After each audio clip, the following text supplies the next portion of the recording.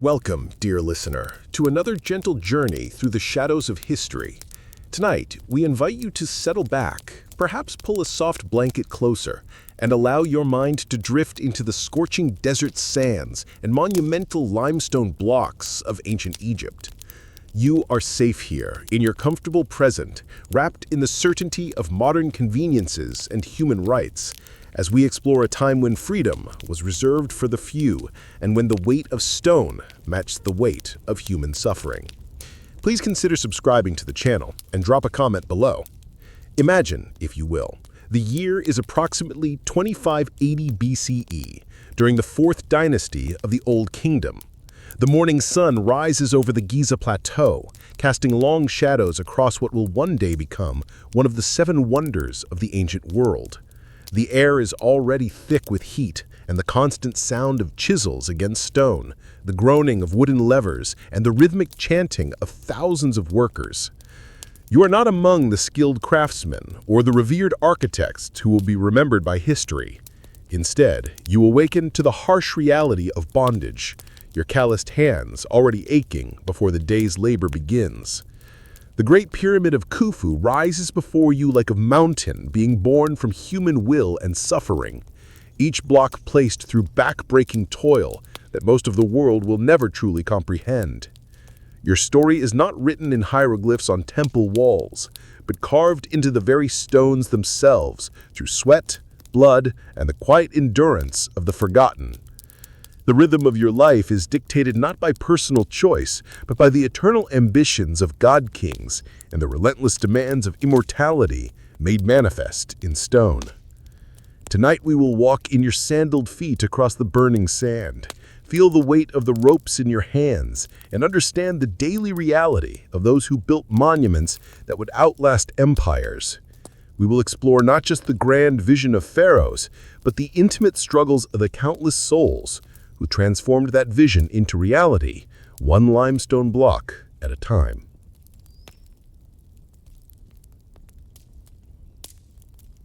Let us begin this journey together, as the first rays of dawn illuminate another day of labor in service to eternity. The pre-dawn darkness still clings to the workers' quarters when the first horn sounds across the plateau. You stir on your reed mat, your body already protesting the movement as joints that never fully recover from yesterday's labor remind you of their existence. The air in the long, low barracks is thick with the breathing of hundreds of men, women, and children, all pressed together in a space that offers little more than shelter from the desert winds. The scent of unwashed bodies mingles with lingering smoke from the small cooking fires that were extinguished hours ago, creating an atmosphere that speaks of poverty and resignation. Around you, other slaves begin their reluctant awakening, some muttering prayers to gods who seem deaf to their pleas, others simply groaning as they stretch muscles that have forgotten what rest truly means. The overseer's assistant moves between the sleeping mats, prodding the slower risers with a wooden staff, his voice cutting through the morning stillness with commands that need no translation.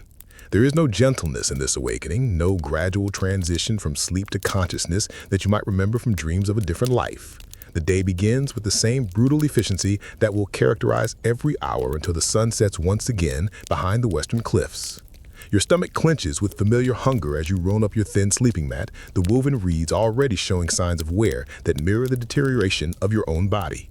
The morning meal, if it can be called that, consists of a thin gruel made from barley and whatever vegetables the overseers deem sufficient to keep their workforce functional. You cup the lukewarm mixture in hands that bear the permanent stains of limestone dust and the calluses that mark every surface your palms might touch. The taste is bland, almost flavorless, but it represents fuel for the monumental task ahead, and you consume it with the mechanical efficiency of someone who has learned to separate nourishment from pleasure. The hierarchy of the worksite reveals itself in these early morning moments as different groups of workers prepare for their assigned duties with varying degrees of resignation and routine. The skilled stonemasons, while not freemen, enjoy slightly better rations and sleeping quarters, their specialized knowledge purchasing them small mercies in an otherwise merciless system. The master builders, many of them permanent residents of the royal construction projects, move with the confidence of men whose expertise makes them valuable enough to earn respect, even from the overseers who control every aspect of daily life. But you are among the vast majority, the nameless thousands, whose primary value lies in strong backs and willing hands, whose individual identities matter less than your collective capacity to move stone from quarry to pyramid. Your morning preparation is simple.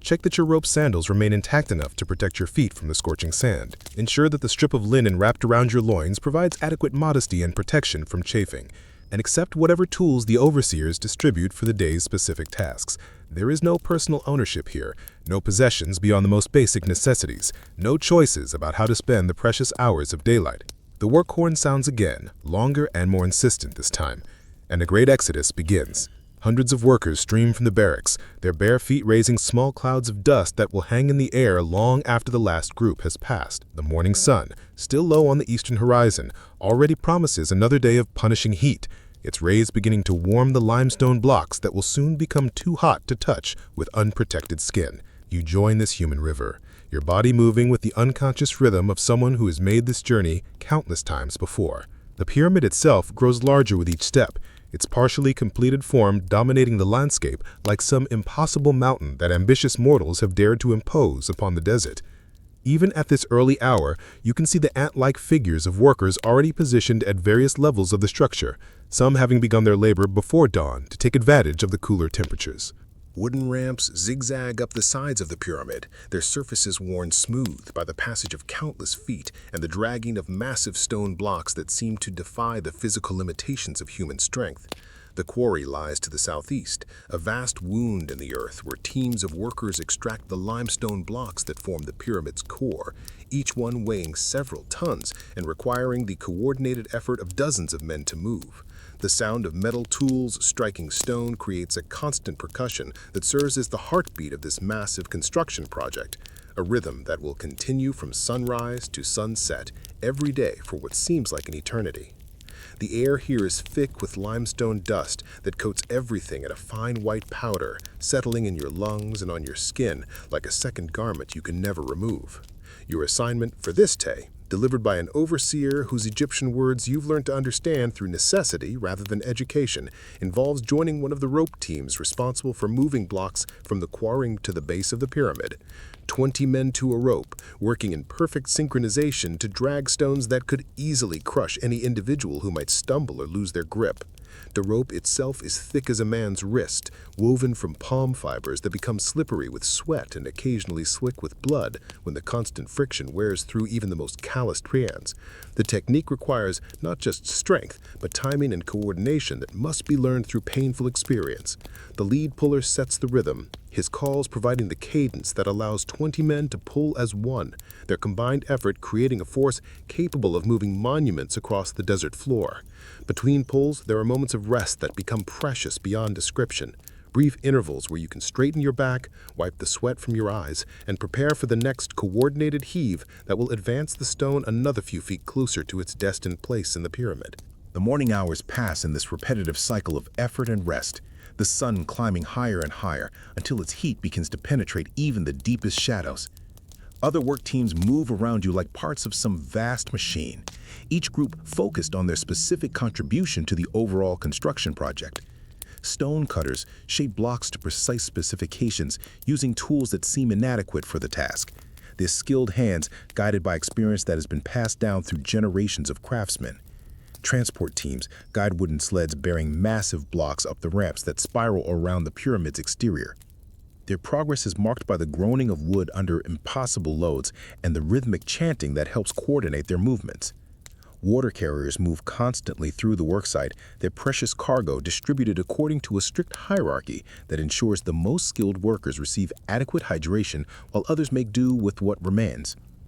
The water itself comes from the Nile, carried in large pottery vessels that must be transported across several miles of desert, each drop representing effort and resources that are carefully calculated by supervisors whose job requires balancing human needs against construction schedules that cannot be delayed. By mid-morning, the heat has become a living thing, radiating from the sand beneath your feet and reflecting from the limestone surfaces around you with an intensity that seems to drain strength from your very bones. The rope burns against palms that have developed thick calluses, but even these natural protections prove inadequate against the constant friction of heavy rope under tremendous tension.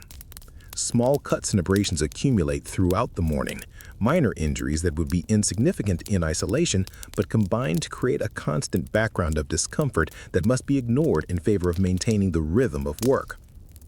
The pyramid grows imperceptibly with each block placed, its massive bulk seeming to absorb human effort like some hungry god that can never be satisfied.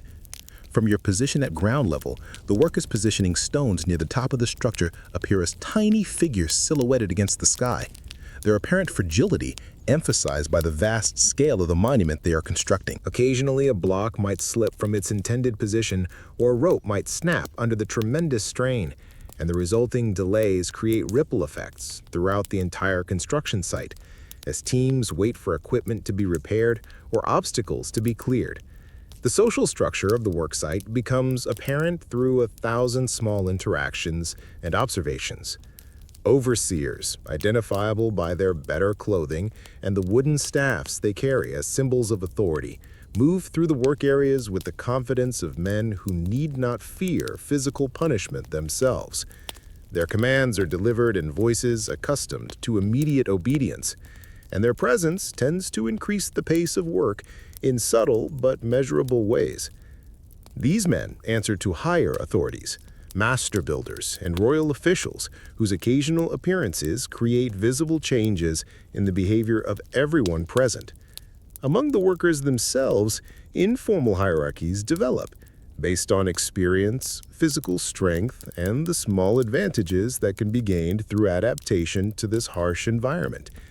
Those who have survived multiple construction seasons develop techniques for conserving energy, ways of positioning themselves within work teams that minimize strain, and strategies for avoiding the attention of overseers who might be looking for reasons to demonstrate their authority through punishment. These lessons are not taught formally, but must be learned through observation and painful experience, each worker gradually developing the skills necessary for survival in an environment that offers little margin for error. The midday meal break arrives with the welcome sound of horns that signal a temporary cessation of labor. Workers gather in whatever shade they can find, often created by the strategic positioning of wooden screens or by clustering in the shadows cast by partially completed sections of the pyramid.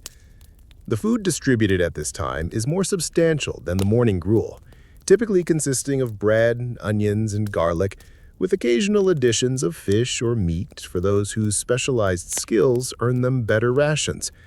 The afternoon sun reaches its merciless peak as work resumes, transforming the construction site into something that resembles the underworld itself. The limestone blocks, which felt merely warm during the morning hours, now radiate heat like furnaces, making direct contact painful, even through the thick calluses that protect your hands and feet. The sand beneath your sandals shifts and burns, creating small clouds of superheated dust with every step, while the air itself seems to shimmer with waves of heat that distort distant objects and make the horizon dance like a mirage. You move with the deliberate pace of someone who has learned that energy must be carefully rationed throughout the long afternoon hours that stretch endlessly toward sunset. The rope work continues with mechanical precision, but the heat adds layers of complexity that transform simple tasks into tests of endurance. Sweat flows constantly now, creating rivers that carve temporary channels through the limestone dust coating your skin, while the salt begins to crystallize around your eyes and at the corners of your mouth, where perspiration evaporates almost as quickly as it appears. The rope itself becomes increasingly difficult to grip as moisture makes the palm fibers slippery, requiring constant adjustment of hand positions and a heightened awareness of when your grip might be failing onto the tremendous tension of moving multi-ton blocks across the desert floor. Your fellow workers have developed individual strategies for coping with the heat, small adaptations that represent the accumulated wisdom of those who have survived multiple construction seasons. Some wrap strips of linen around their heads to create additional shade for their eyes and necks, while others pour precious water over their hands and arms during the brief rest periods, accepting the waste of this valuable resource in exchange for a few moments of cooling relief. The oldest workers, those whose bodies show the permanent marks of years spent in this harsh environment, seem to possess an almost supernatural ability to pace themselves, moving with steady efficiency that conserves strength while still meeting the demands of overseers who show no sympathy for human limitations. The acoustic environment of the construction site creates its own rhythm, a complex symphony of sounds that provides the backdrop for all human activity. The percussion of metal tools against stone maintains a steady beat that varies in intensity depending on the specific task being performed, while the groaning of wooden levers and the creaking of rope under tension add deeper bass notes to this industrial composition. Human voices contribute their own layers. The coordinated chanting of work teams, moving blocks, the sharp commands of overseers, the occasional cry of pain when someone is injured, and the constant murmur of hundreds of people working in close proximity under extreme conditions. The wooden ramps that spiral up the sides of the pyramid become increasingly treacherous as the afternoon heat intensifies. The planks expand and contract with temperature changes, creating gaps and uneven surfaces that pose constant hazards for workers carrying heavy loads or maintaining their balance while maneuvering around obstacles. Teams responsible for transporting blocks up these ramps must coordinate their movements with extraordinary precision, as a single misstep could result in a catastrophic accident that might kill or injure multiple workers, while also causing significant delays to the construction schedule that governs every aspect of daily life. Water distribution becomes a critical element of survival as the heat reaches its peak intensity. The water carriers move through the work areas with increasing frequency, but their supplies are limited, and the allocation follows strict protocols that reflect the hierarchical nature of Egyptian society. Master craftsmen and specialized workers receive priority access to water, followed by experienced laborers whose skills make them valuable assets, while the newest and least skilled workers must often wait until later in the day for their rations. This system, while seemingly harsh, reflects the practical reality that the construction project depends on maintaining the health and effectiveness of those whose specialized knowledge cannot be easily replaced. The physical demands of the work create a constant process of adaptation as your body struggles to cope with challenges that would have seemed impossible during your previous life. Muscles that were once used for entirely different purposes now develop the specific strength patterns required for rope work, stone lifting, and the countless other tasks that construction demands. Your hands become maps of this adaptation, with calluses forming in precise locations where rope and stone create the most friction, while your back and shoulders develop the particular kind of endurance needed for sustained, heavy labor under extreme environmental conditions. Medical care, such as it exists, comes in the form of older workers who have accumulated practical knowledge about treating the injuries and ailments that commonly affect construction crews. Cuts and abrasions are cleaned with water when it can be spared, then covered with strips of linen that must be changed regularly to prevent infection in the hot, dusty environment. More serious injuries, such as broken bones or severe cuts, often mean the end of a worker's usefulness to the construction project, leading to reassignment to lighter duties or, in the worst cases, abandonment to whatever fate awaits those who can no longer contribute to the Pharaoh's grand vision. The afternoon work period stretches on with a relentless quality that seems to slow time itself. Each block moved represents a small victory against impossible odds, but the pyramid's vast scale makes individual progress seem almost insignificant. You begin to understand how monuments like this can consume entire generations of workers, their completion requiring not just the efforts of those currently laboring on the site, but the accumulated work of thousands who came before and the thousands more who will continue the project long after your own contribution has ended. This perspective brings both comfort and despair. Comfort in knowing that you are part of something larger than yourself, despair in recognizing your own expendability within the grand scheme.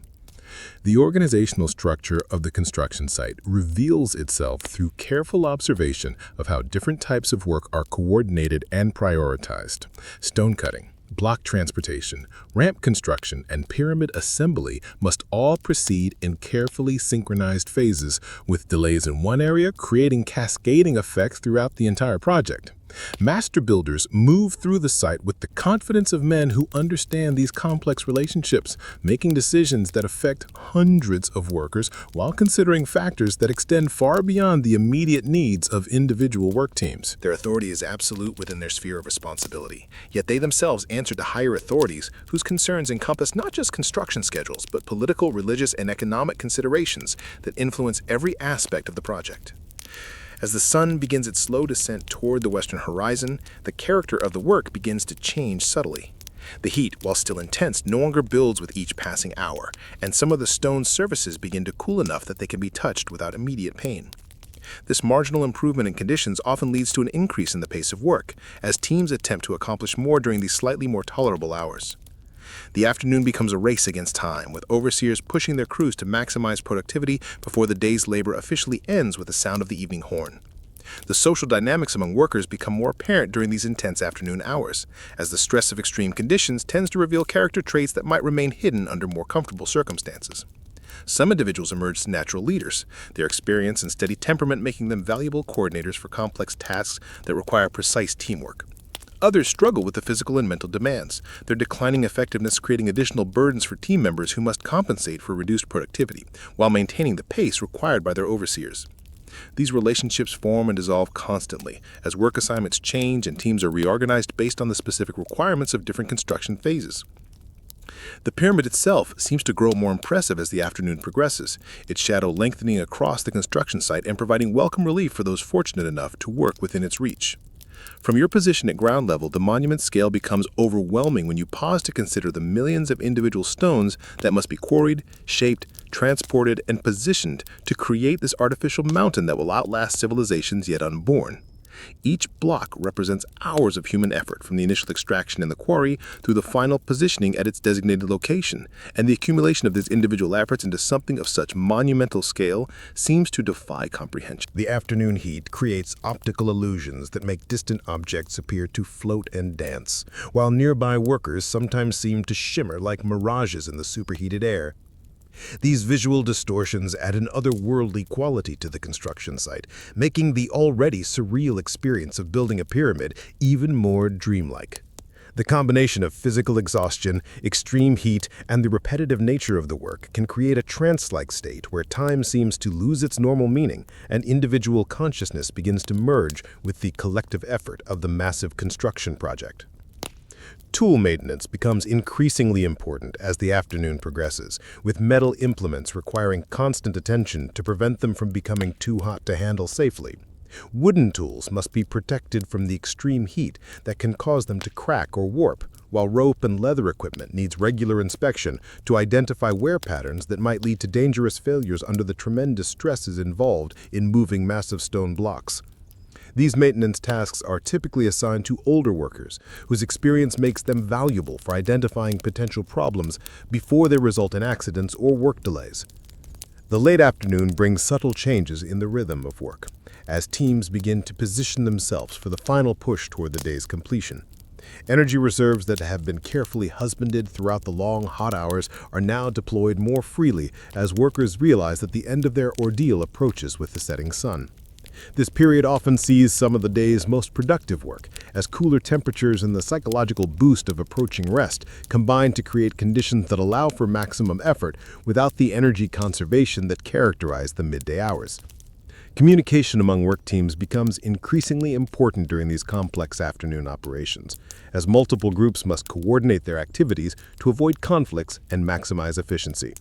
A sophisticated system of hand signals, vocal calls, and positioning protocols has evolved to manage the movement of workers and materials through the crowded construction site. These communication methods must account for the high noise levels created by construction activities, the visual distortions caused by heat and dust, and the linguistic diversity of a workforce that includes people from various regions of Egypt and beyond, all working together despite significant cultural and language barriers. As the afternoon wears on, the accumulated fatigue of the day's labor begins to show in subtle changes in posture, pace, and coordination among the workers. Movements that seemed fluid and coordinated during the morning hours now require more conscious effort, while the risk of accidents increases as tired minds and bodies struggle to maintain the precision required for safe operation around massive moving objects. Overseers become more vigilant during these hours, their attention focused on preventing the kinds of mistakes that exhaustion can cause, mistakes that might result in serious injuries or damage to valuable equipment and materials. The sun's gradual descent toward the western cliffs brings with it a transformation of the construction site that seems almost magical after the punishing heat of the afternoon hours. Long shadows begin to stretch across the plateau, creating patches of blessed relief that workers gravitate toward like desert flowers turning toward water. The limestone blocks, which had become untouchable furnaces during the peak heat hours, slowly begin to release their stored thermal energy, creating updrafts of warm air that mix with the cooler breezes beginning to flow down from the higher elevations surrounding the Giza Plateau. This natural air conditioning system provides the first genuine comfort many workers have experienced since the early morning hours, and you can see the visible relief in faces that had been set in grim determination throughout the long afternoon. The character of the work itself begins to shift as the day draws toward its close, with teams focusing on tasks that can be completed before darkness makes further construction impossible. Stone blocks that were too hot to handle safely during the midday hours can now be positioned and adjusted with greater precision, allowing skilled masons to make the fine adjustments necessary to ensure proper fit and alignment. The wooden ramps, which had become treacherous with heat expansion and the accumulated wear of a full day's traffic, begin to stabilize as temperatures moderate, making the transport of materials safer and more efficient during these precious final hours of usable daylight. Water distribution patterns change significantly as the evening approaches, with the strict rationing protocols of the hottest hours giving way to more generous allocations that help workers recover from the day's dehydration. The water itself, drawn from the life-giving Nile and transported across miles of desert in large ceramic vessels, tastes sweeter than any luxury beverage you might have known in your previous life. Each drop carries with it not just physical refreshment, but the promise of survival through another day, the hope that tomorrow might bring marginally better conditions, or perhaps even the remote possibility of eventual freedom from this grinding cycle of labor and endurance. The evening meal preparation begins while work continues, with designated teams of workers who have completed their primary assignments, turning their attention to the essential task of feeding the thousands of people who depend on the communal cooking facilities. Large fires are kindled using dried palm fronds and animal dung, their smoke rising in straight columns in the still evening air before dispersing into the vastness of the desert sky. Enormous cooking pots, some large enough for a person to stand inside, begin to simmer with the ingredients that will provide sustenance for the night and energy for tomorrow's labor. The aromas that drift across the worksite create a powerful psychological effect, reminding bodies that have been pushed to their limits throughout the day that relief and nourishment are approaching with the setting sun. The social dynamics of the construction site undergo subtle but significant changes as the formal workday approaches its conclusion. Strict hierarchies that govern every aspect of daytime labor begin to relax slightly, allowing for more informal interactions between workers of different specializations and social standings. Conversations that would be impossible during the intense focus of midday work now become possible as people share the common experience of having survived another day under conditions that test the limits of human endurance. These interactions serve multiple purposes. They provide psychological relief from the isolation that intense physical labor can create. They facilitate the informal exchange of knowledge and techniques that help individual workers adapt and survive. And they maintain the social bonds that make collective action possible under circumstances that might otherwise lead to complete social breakdown. The master builders and senior overseers use these evening hours for planning sessions that will determine the following day's work assignments and priorities. These men, whose responsibilities extend far beyond simple supervision of manual labor, must balance numerous competing factors in their decision-making processes. Weather predictions based on traditional knowledge and careful observation of natural signs influence choices about which types of work can be safely attempted. The availability of materials and the condition of essential equipment must be assessed and integrated into schedules that cannot afford significant delays. Most importantly, the physical condition and morale of the workforce must be evaluated continuously, as the success of the entire project depends on maintaining adequate productivity levels among thousands of workers whose individual well-being is subordinated to the larger goals of the construction project. The pyramid itself takes on a different character as evening light begins to play across its surfaces, transforming what had been a harsh utilitarian structure into something that hints at the grandeur and mystery that future generations will associate with these monuments. The limestone blocks, so recently sources of pain and difficulty, now catch and reflect the golden light of the setting sun, creating patterns of light and shadow that emphasize the mathematical precision and artistic vision that guide the construction process. From certain angles and under specific lighting conditions, it becomes possible to glimpse something of what the structure will become when completed. Not just a tomb or monument, but a statement about human ambition and the desire to create something that will outlast the mortality of those who conceived and built it. Tool collection and maintenance activities increase significantly during the evening hours, as equipment that has been subjected to extreme stress throughout the day requires careful inspection and repair before it can be safely used again. Metal tools that have been overheated must be allowed to cool gradually to prevent cracking or warping, while wooden implements need to be checked for signs of splitting or loosening that could lead to dangerous failures. Ropes require particularly careful attention, as the combination of extreme tension, heat, and abrasive contact with stone surfaces creates wear patterns that can compromise their integrity without obvious external signs of damage. This maintenance work is typically assigned to older workers, whose experience allows them to identify potential problems that might escape the notice of less experienced personnel. The evening brings opportunities for personal hygiene that are impossible during the working day, though these opportunities are limited by the scarcity of water and the primitive facilities available to workers at the construction site. Sand serves as an abrasive for removing the worst accumulations of sweat and limestone dust, while small amounts of precious water can be used for washing faces and hands.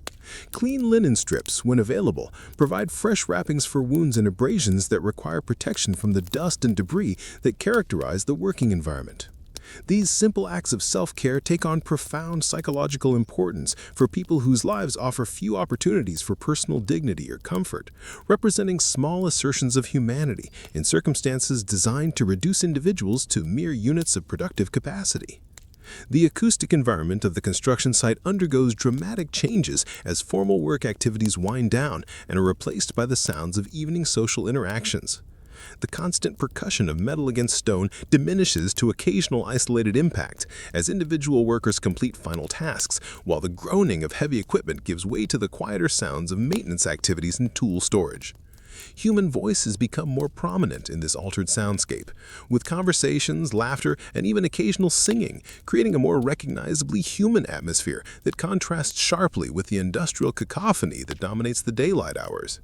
These sounds carry clearly in the still evening air, creating connections between different areas of the worksite and reinforcing the sense of shared experience that helps bind the diverse workforce together.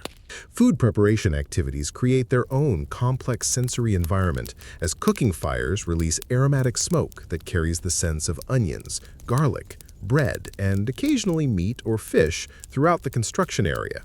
The smell of food being prepared triggers powerful physiological responses in bodies that have been depleted by hours of strenuous labor, causing mouths to water and stomachs to contract with anticipation. For many workers, this evening meal represents the most substantial food they will receive during the entire day, making its preparation and distribution events of considerable importance, both nutritionally and psychologically. The communal nature of food preparation and consumption also serves important social functions, creating opportunities for interaction and mutual support that help maintain group cohesion under stressful conditions. The transition from day to evening work patterns requires careful coordination to ensure that essential tasks are completed before darkness makes further construction impossible, while simultaneously preparing for the activities that will occupy the hours between sunset and the next dawn. Teams responsible for securing equipment and materials must ensure that valuable tools and partially completed work are protected from theft, damage, or interference during the night hours. Guard assignments must be established to protect the construction site from potential threats, though these threats are generally more economic than military in nature, involving the theft of tools or materials rather than organized attacks on the project itself. Personal relationships among workers become more visible during these evening hours, as the relaxation of formal work discipline allows for interactions that reveal the human connections that develop even under the most difficult circumstances. Friendships based on shared hardship, mutual assistance, and common survival interests create informal networks that provide emotional support and practical cooperation beyond what the formal organizational structure of the construction project can supply. These relationships often transcend the ethnic, linguistic, and cultural boundaries that might separate workers under different circumstances, as shared suffering and common goals create bonds that overcome traditional social divisions. The evening also provides opportunities for informal education and skill development, as experienced workers share knowledge with newer arrivals who are still learning the techniques necessary for survival and productivity in this harsh environment. This knowledge transfer occurs through observation, demonstration, and quiet conversation during rest periods, covering everything from the most efficient methods for gripping and pulling ropes to strategies for conserving energy during the hottest hours of the day. Such informal apprenticeships serve crucial functions in maintaining the overall productivity of the workforce, while also helping individual workers develop the skills necessary for long-term survival in what many hope will be temporary circumstances. The approaching sunset creates a sense of urgency mixed with relief as workers race to complete final tasks before the day's official end. The horn that signals the cessation of formal labor activities cannot come soon enough for bodies that have been pushed to their limits, yet its approach also brings anxiety about tomorrow's challenges and the uncertainty of how many more such days lie ahead. This complex emotional response to the end of each working day reflects the psychological adaptation necessary for survival under conditions that offer little hope for immediate improvement, while still requiring daily reserves of strength and determination that must somehow be replenished during the brief hours of rest. The evening light transforms familiar objects and locations into something almost magical, as the harsh realities of the construction site are softened by golden illumination that emphasizes beauty over utility. Stone blocks that had been merely obstacles and sources of pain during the day now become elements in a landscape that hints at grandeur and permanence. The partially completed pyramid, backlit by the setting sun, takes on an otherworldly quality that makes it easier to understand why such monuments capture the imagination of future generations who will never witness the human cost of their creation. This transformation serves important psychological functions for workers whose daily experience involves little beauty or inspiration, providing moments of transcendence that help maintain hope and purpose despite overwhelming challenges. As full darkness approaches, the construction site must be secured and prepared for the night hours, when different types of activities will take precedence over the daylight focus on heavy construction work. Night watchmen take their positions, responsible for protecting valuable equipment and materials, while also maintaining security for the thousands of workers who will spend the hours of darkness in the crowded barracks that serve as temporary homes. These security arrangements reflect both the value of the materials and equipment involved in the construction project and the potential for social disruption among a large population of people living under stressful conditions with limited resources and restricted freedoms.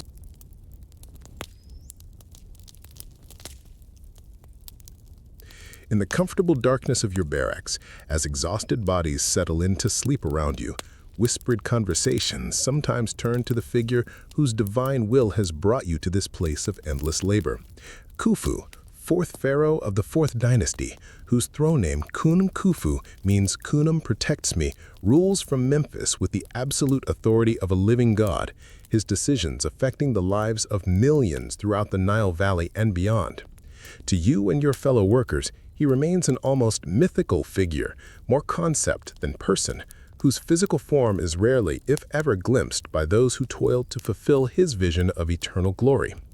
Yet his presence permeates every aspect of daily life at the construction site, from the precise measurements that guide each stone's placement to the organizational systems that govern when you wake, what you eat, and how every moment of daylight is utilized in service to his grand design.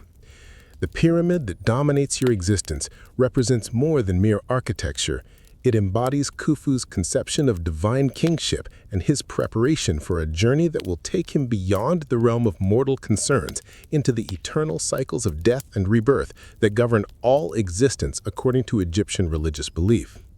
Born into a dynasty that had already established the tradition of pyramid construction as the ultimate expression of royal power and divine authority, Khufu inherited not just a throne, but an entire theological and political system that required him to demonstrate his worthiness through achievements that would outlast his physical life. The Great Pyramid, originally standing at 481 feet in height and containing approximately 2.3 million stone blocks, represents his response to this challenge, a monument designed to ensure his successful transition from earthly ruler to divine ancestor, whose influence would continue to protect and guide Egypt for countless generations. The scale of Khufu's ambition becomes apparent when you consider the resources that have been mobilized for this single construction project, resources that represent a significant portion of Egypt's entire economic output during the decades required for completion. Thousands of skilled craftsmen have been redirected from other projects throughout the kingdom, while entire regions have been organized to provide the limestone, granite, and other materials necessary for construction.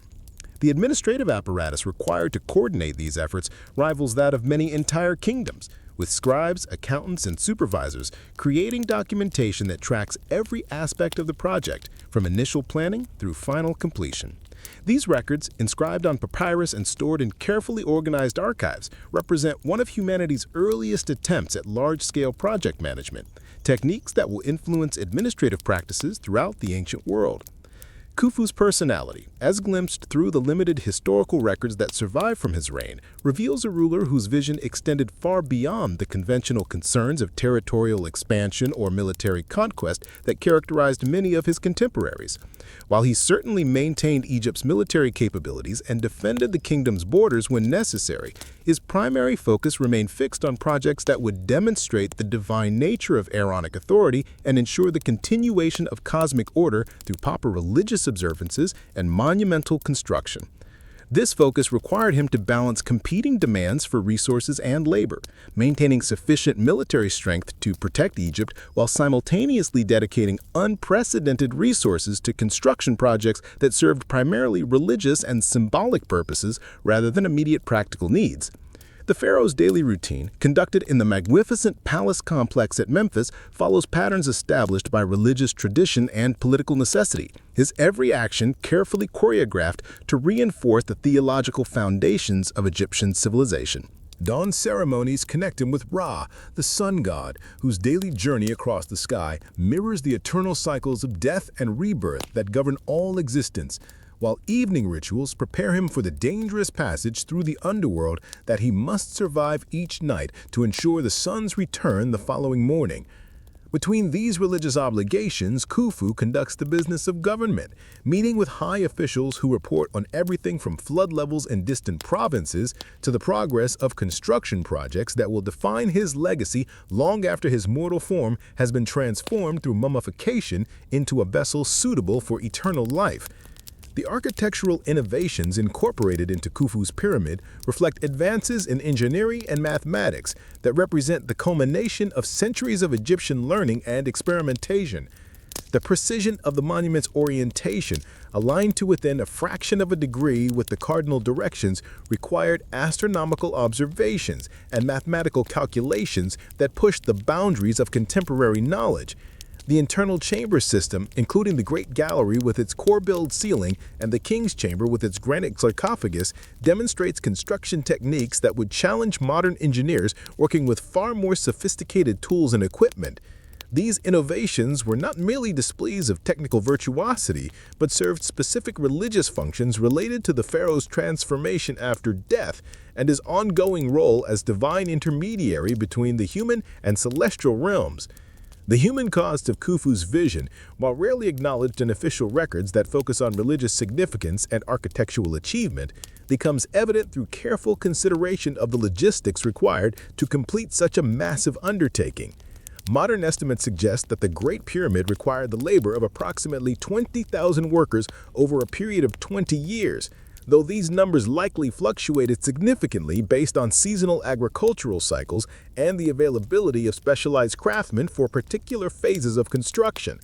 The majority of these workers were probably conscripted peasants fulfilling their corvée labor obligations to the state, though the project also required significant numbers of skilled masons, engineers, and supervisors whose expertise could not be easily replaced if they were injured or killed during the construction process. The organizational structure that Khufu established to manage his construction projects created administrative innovations that would influence Egyptian government for centuries. Specialized bureaucracies were developed to handle procurement, transportation, and distribution of materials, while new accounting systems tracked the consumption of resources with unprecedented precision. These administrative advances served immediate practical purposes related to pyramid construction, but they also enhanced the overall efficiency of Egyptian government, creating capabilities that could be applied to other large-scale projects such as irrigation systems, military campaigns, and trade expeditions that expanded Egypt's influence throughout the ancient world. Khufu's relationship with the religious establishment reveals the complex negotiations required to maintain divine authority while implementing projects that required unprecedented commitments of resources and labor. The pyramid construction project served important religious functions by providing employment for temple priests and craftsmen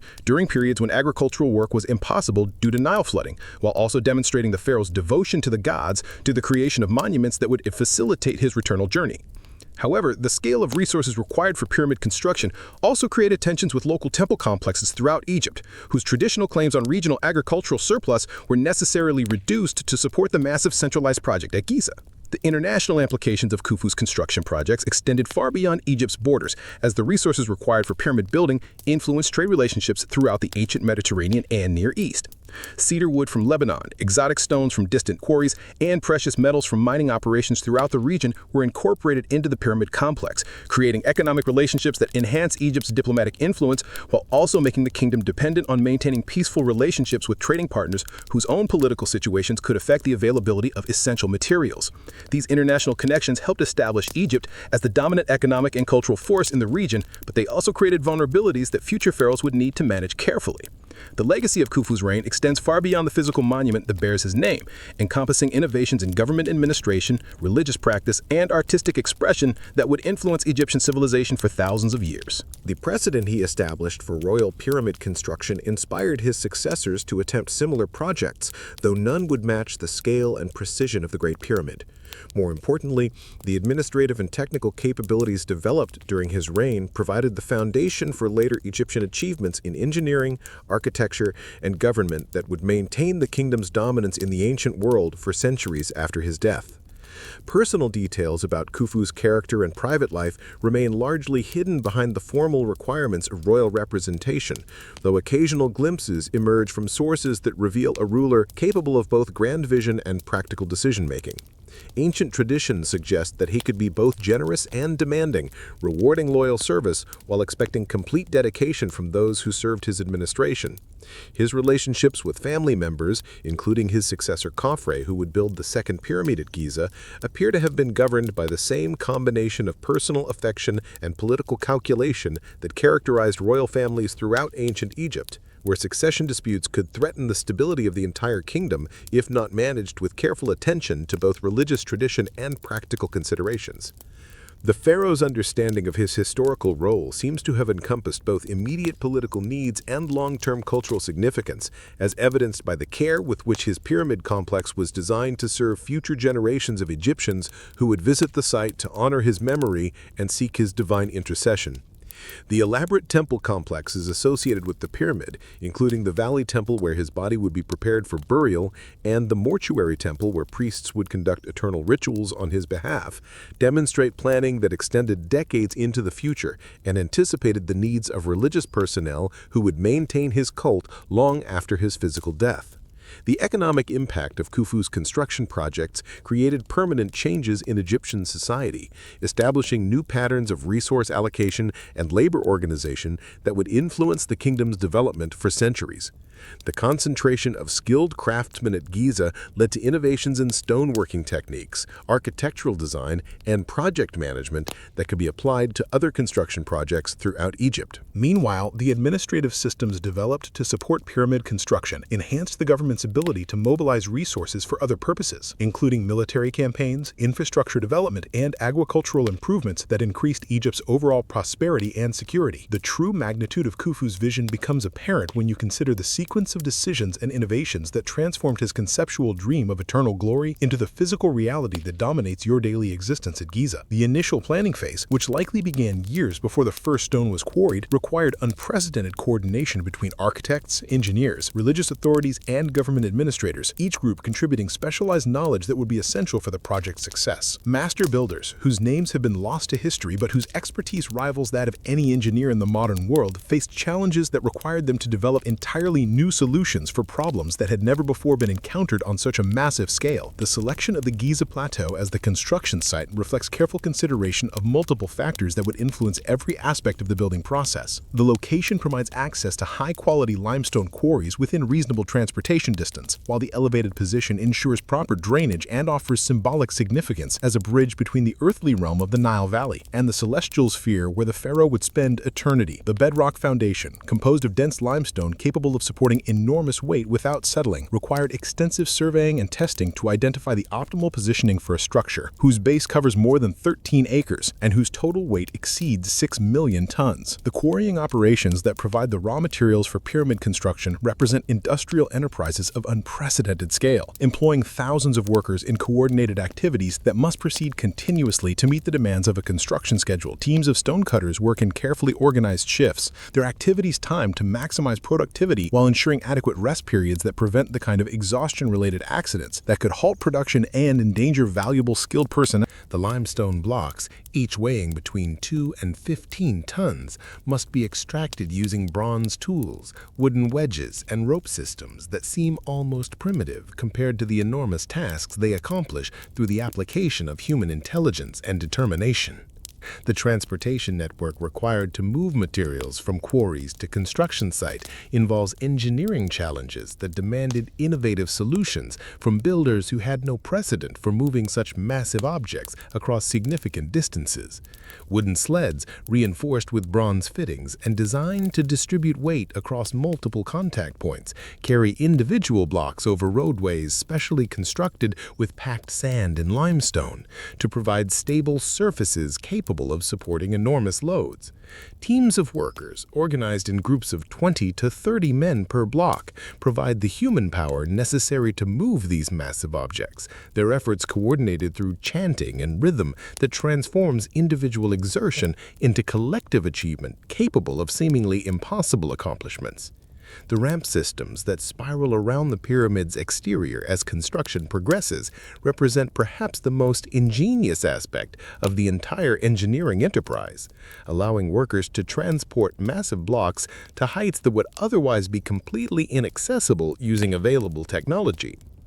These temporary structures, constructed from local limestone and reinforced with wooden supports, must be constantly modified and extended as the pyramid grows taller, requiring their own specialized teams of builders whose work proceeds simultaneously with the main construction activities. The ramps themselves become massive construction projects, consuming enormous quantities of materials and labor while serving the essential function of making the pyramid's construction physically possible. The precision required for the pyramid's construction exceeds anything that had been attempted in previous architectural projects, with individual blocks fitted together so closely that modern observers often comment on the difficulty of inserting a knife blade between adjacent stones. This level of accuracy requires not only skilled craftsmanship in the shaping of individual blocks, but also sophisticated surveying and measurement techniques that ensure the entire structure maintains proper alignment and proportions as construction progresses through multiple phases spanning decades. Master masons, whose expertise represents the accumulated knowledge of generations of stoneworkers, guide teams of apprentices and laborers through complex procedures that must be executed with mathematical precision despite the enormous physical challenges involved. The internal chamber system of the pyramid represents architectural innovations that push the boundaries of structural engineering, creating spaces within the massive stone structure that must support enormous weight, while providing access routes and ventilation systems essential for their intended functions. The grand gallery with its corbelled ceiling that distributes load through carefully calculated stone placement demonstrates engineering principles that would not be fully understood by modern architects until centuries later. Meanwhile, the king's chamber, constructed from massive granite blocks transported from quarries hundreds of miles away, required lifting and positioning techniques that remain mysterious even to contemporary engineers familiar with modern construction equipment. The workforce organization necessary for such a complex project required administrative innovations that created new categories of specialized personnel and established coordination systems capable of managing thousands of workers engaged in interdependent activities. Scribes, whose literacy skills made them invaluable for record-keeping and communication, developed new systems for tracking materials, monitoring progress, and coordinating between different work teams whose activities must be synchronized to prevent dangerous conflicts and maximize overall efficiency. Foremen, selected for their combination of technical knowledge and leadership abilities, served as crucial intermediaries between master builders who conceived overall strategies and individual workers who implemented specific tasks under challenging conditions.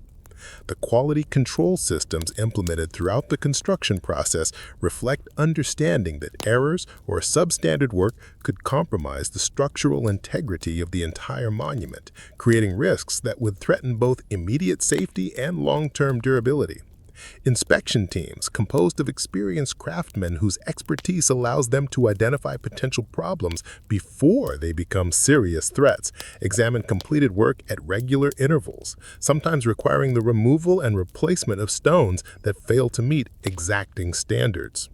These quality assurance procedures, while time-consuming and sometimes frustrating for workers eager to demonstrate progress, serve essential functions in maintaining the standards of excellence that will allow the pyramid to survive for millennia. The seasonal rhythms of construction work reflect the agricultural cycles that govern all aspects of Egyptian life, with different types of activities scheduled to take advantage of periods when farm labor is not required, and workers are available for assignment to construction projects. The annual Nile flood, which typically occurs during the summer months, provides opportunities for transporting heavy materials by water, while also making agricultural work impossible and freeing large numbers of workers for construction activities. Meanwhile, the harvest seasons require the temporary reduction of construction crews as workers return to agricultural duties that are essential for maintaining Egypt's food supply and economic stability. The logistics of feeding, housing, and maintaining the health of the massive workforce required for pyramid construction created challenges that demanded innovative solutions and consumed significant resources beyond those directly required for building activities.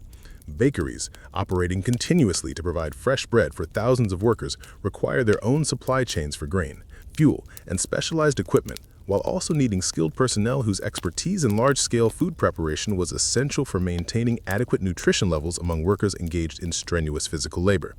Medical facilities, staffed by practitioners whose knowledge combined traditional Egyptian healing techniques with practical experience treating construction-related injuries, provided care that was essential for maintaining workforce productivity, while also demonstrating royal concern for worker welfare. The tool production and maintenance operations necessary to support continuous construction activities created specialized industries that served not only the immediate needs of the pyramid project, but also contributed to broader technological advancement throughout Egypt.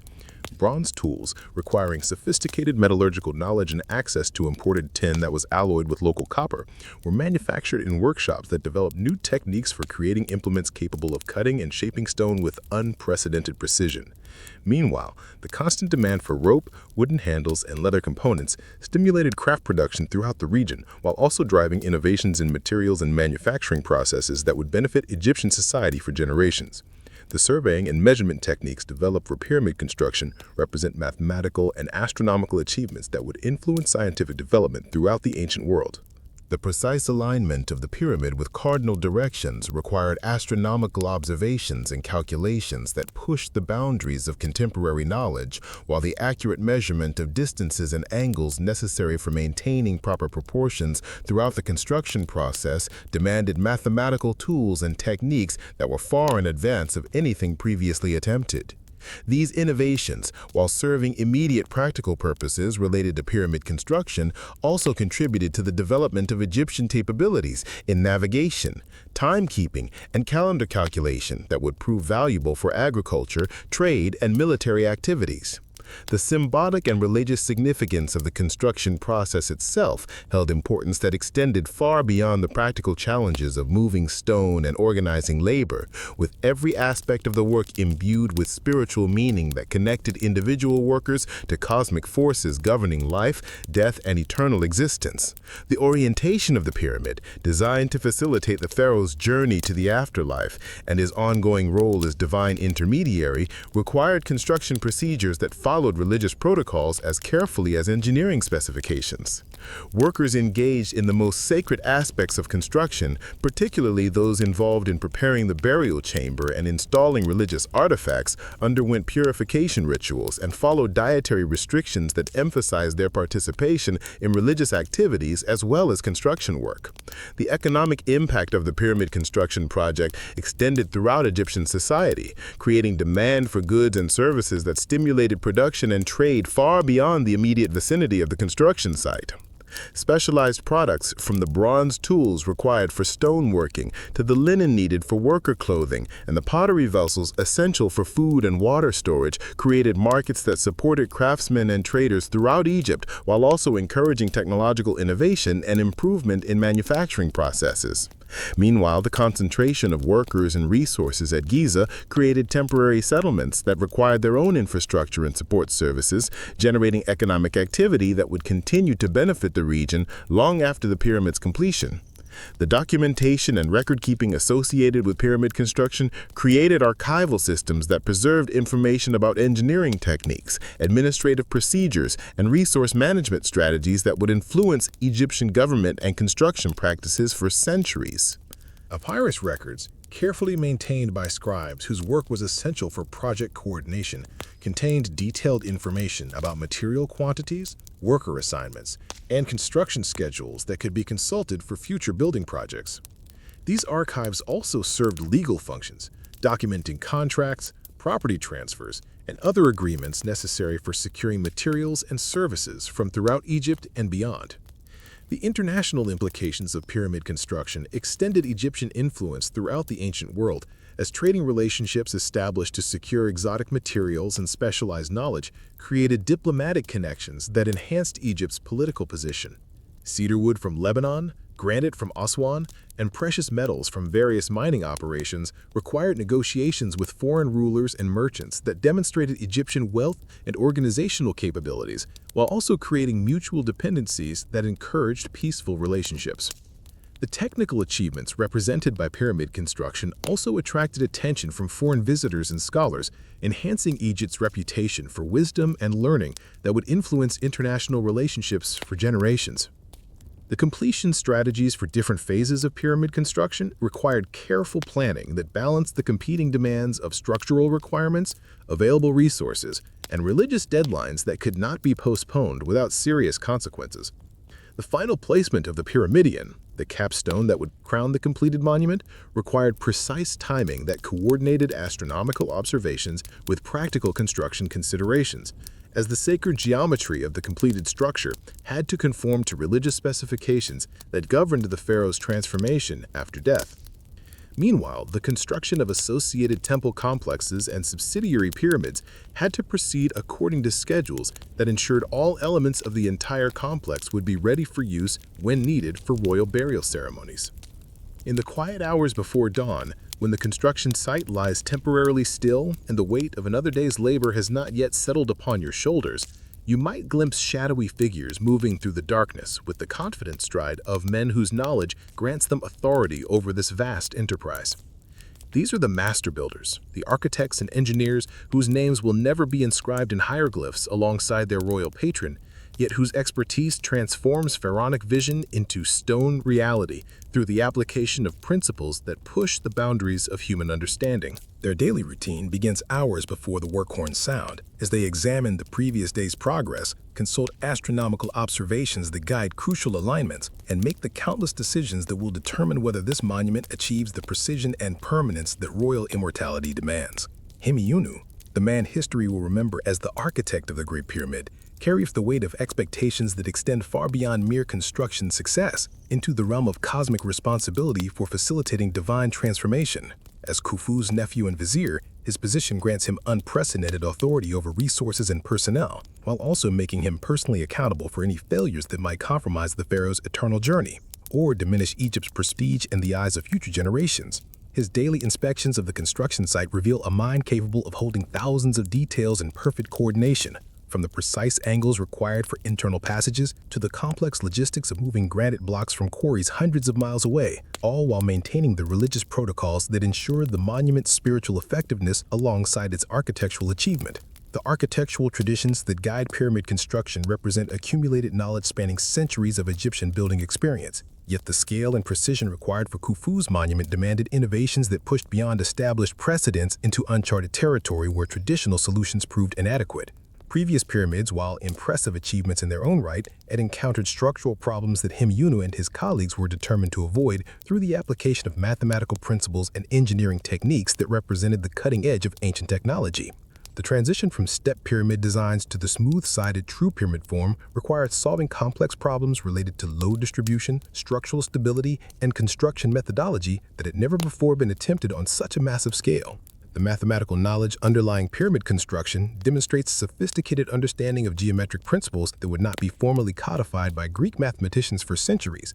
yet their practical application in the design and construction of the Great Pyramid shows that Egyptian builders possessed intuitive grasp of concepts that modern engineers recognize as fundamental to structural design. The precise relationships between the pyramid's height, base dimensions, and internal chamber locations reflect calculations that required not only mathematical skill, but also the ability to translate abstract numerical relationships into practical construction procedures that could be implemented by thousands of workers using primitive tools under challenging environmental conditions. The engineering challenges posed by the pyramid's internal structure required Hemyuno and his team to develop solutions that had never before been attempted in stone construction, creating spaces within the massive monument that would serve specific religious functions while maintaining the structural integrity essential for long-term survival.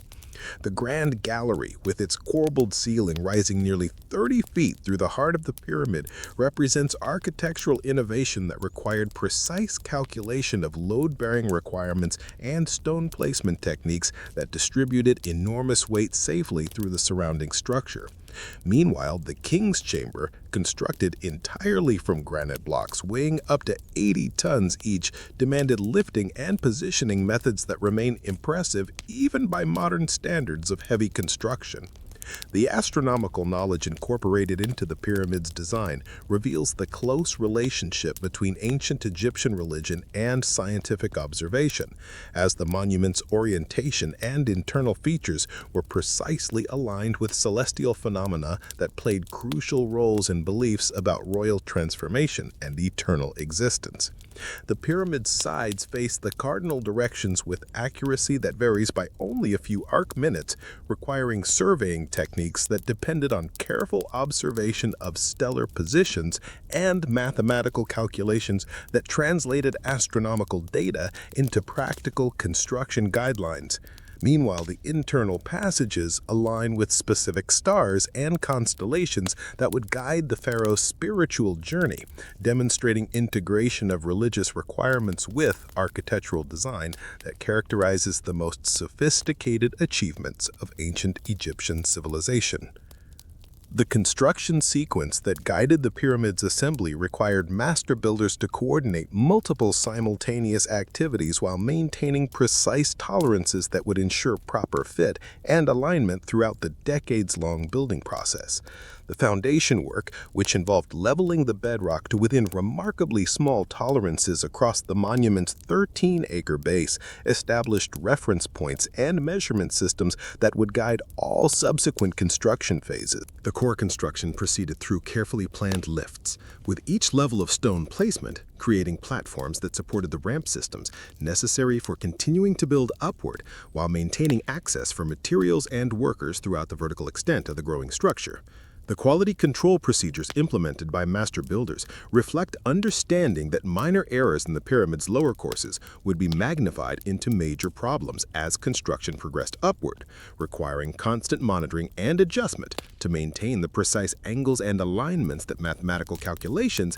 had determined were necessary for structural and religious success. Teams of specialized inspectors, selected for their expertise in stoneworking and their understanding of geometric principles, examined each course of construction using measuring tools and techniques that achieved remarkable accuracy despite the limitations of available technology. When problems were discovered, the master builders possessed authority to order the removal and replacement of stones that failed to meet exacting standards, even when such corrections required significant time and effort that could disrupt carefully planned construction schedules. The logistics of managing the diverse workforce required for pyramid construction challenged master builders to develop organizational systems that could coordinate the activities of thousands of individuals with varying levels of skill, experience, and cultural background. Skilled craftsmen whose specialized knowledge made them valuable assets requiring careful management worked alongside conscripted laborers whose primary contribution was raw physical strength applied under close supervision. The master builders had to balance the need for maintaining high productivity with the equally important requirement of preserving workforce morale and preventing the kind of social unrest that could disrupt construction activities or compromise the quality of workmanship essential for the monument's long-term success. The technological innovations developed during pyramid construction reflect the creative problem-solving abilities of master builders who faced challenges that had never before been encountered in human construction projects. The copper tools used for cutting and shaping stone were improved through alloy experiments that increased their hardness and durability, while wooden construction equipment was designed to handle loads that exceeded anything previously attempted in Egyptian engineering. Meanwhile, the development of new rope-making techniques and the creation of specialized lifting devices demonstrated the ability of ancient engineers to adapt existing technologies and invent entirely new solutions when established methods proved inadequate for the unprecedented demands of pyramid construction. The training and education systems that prepared master builders for their crucial roles combined formal instruction in mathematical and engineering principles with practical apprenticeships that provided hands-on experience with the tools and techniques essential for monumental construction. Young men selected for advanced training, typically chosen from families with established connections to royal construction projects, spent years learning the geometric principles, astronomical knowledge, and practical skills necessary for supervising complex building activities. This educational process, while never formally documented in surviving records, clearly produced individuals capable of managing construction projects that rivaled modern engineering achievements in their scope, precision, and technical sophistication. The international connections established by master builders in their quest for exotic materials and specialized knowledge created networks of professional relationships that enhanced Egyptian capabilities while also spreading Egyptian engineering techniques throughout the ancient world. Consultations with foreign experts, particularly in areas such as metalworking and stone carving, where other cultures had developed specialized expertise, brought new ideas and techniques to Egyptian construction projects, while also demonstrating the sophistication of Egyptian engineering to international audiences. These professional exchanges contributed to the development of Egyptian capabilities while also establishing Egypt's reputation as a center of engineering and architectural excellence that would attract students and visitors from throughout the ancient Mediterranean. The documentation practices maintained by master builders created archives of technical information that would influence Egyptian construction practices for centuries, while also providing modern scholars with insights into ancient engineering capabilities that continue to impress contemporary experts. Detailed drawings, recorded on papyrus and preserved in temple archives, showed construction details and techniques that could be consulted for future projects, while written records documented successful solutions to specific technical problems that might be encountered again in subsequent construction activities. These archives served both practical and educational functions, preserving knowledge that would otherwise be lost when individual master builders died or retired from active construction work. The religious responsibilities of master builders extended beyond mere technical supervision to encompass spiritual duties that ensured the monument would serve its intended religious functions effectively. Ritual purification procedures conducted before beginning work on the most sacred elements of the pyramid's construction emphasized the connection between architectural achievement and religious observance that characterized all aspects of ancient Egyptian life. The master builders themselves participated in ceremonies that blessed instruction materials and sanctified completed sections of the monument, demonstrating their understanding that pyramid construction involved spiritual as well as physical transformation of raw materials into sacred architecture. The legacy of the master builders' achievements extends far beyond the physical monuments they created, encompassing innovations in project management, engineering design, and construction technique that would influence building practices throughout the ancient world and continue to inspire modern engineers studying the capabilities of ancient technology. The organizational systems they developed for coordinating large-scale construction projects established precedents that would be adapted for other massive undertakings, from military campaigns to irrigation projects that transformed Egyptian agriculture. Meanwhile, their technical innovations in stone cutting, lifting, and placement created capabilities that would be applied to temple construction, monument carving, and other architectural projects throughout Egyptian history. The personal sacrifices required of master builders who dedicated their entire careers to royal construction projects that often exceeded the span of a single lifetime reflect the commitment and vision necessary for achievements that transcended individual ambition in service of monuments designed to endure for eternity. These men, whose names survive only in fragmentary records and whose individual contributions remain largely anonymous, devoted their lives to projects whose success would be measured not in years or decades, but in millennia of survival under conditions that would test every aspect of their engineering and architectural expertise. Their willingness to undertake such long-term commitments, often knowing they would not live to see their projects completed, demonstrates dedication to excellence and permanence that characterizes the greatest achievements in human construction. The problem-solving methodologies developed by master builders during pyramid construction established approaches to complex engineering challenges that combined mathematical analysis with practical experimentation, creating solutions that achieved remarkable success despite the limitations of available tools and materials. When standard construction techniques proved inadequate for the unprecedented scale and precision requirements of pyramid building, these engineers demonstrated remarkable creativity in developing new approaches that often surpassed the performance of supposedly more advanced methods used in later periods. Their ability to achieve such extraordinary results using relatively simple tools reflects deep understanding of fundamental engineering principles and exceptional skill in applying theoretical knowledge to practical construction challenges. The economic impact of decisions made by master builders extended throughout Egyptian society, as their choices about materials, construction techniques, and workforce requirements influenced trade relationships, resource allocation, and economic development far beyond the immediate vicinity of construction sites. The demand for specialized materials, from the granite quarried at Aswan to the cedar wood imported from Lebanon, created economic opportunities that enhanced Egypt's prosperity while also demonstrating the kingdom's wealth and organizational capabilities to trading partners throughout the ancient world. Meanwhile, the technological innovations developed for pyramid construction found applications in other industries, improving Egyptian capabilities in metalworking, agriculture, and manufacturing that contributed to the kingdom's overall economic strength. The political implications of master builder activities reflect their crucial role in maintaining royal prestige and demonstrating the divine authority of pharaonic rule through the creation of monuments that would serve as permanent testimonies to Egyptian achievement. The success or failure of major construction projects could significantly impact royal reputation and political stability, making the master builder's technical expertise essential for maintaining the religious and political foundations of Egyptian civilization.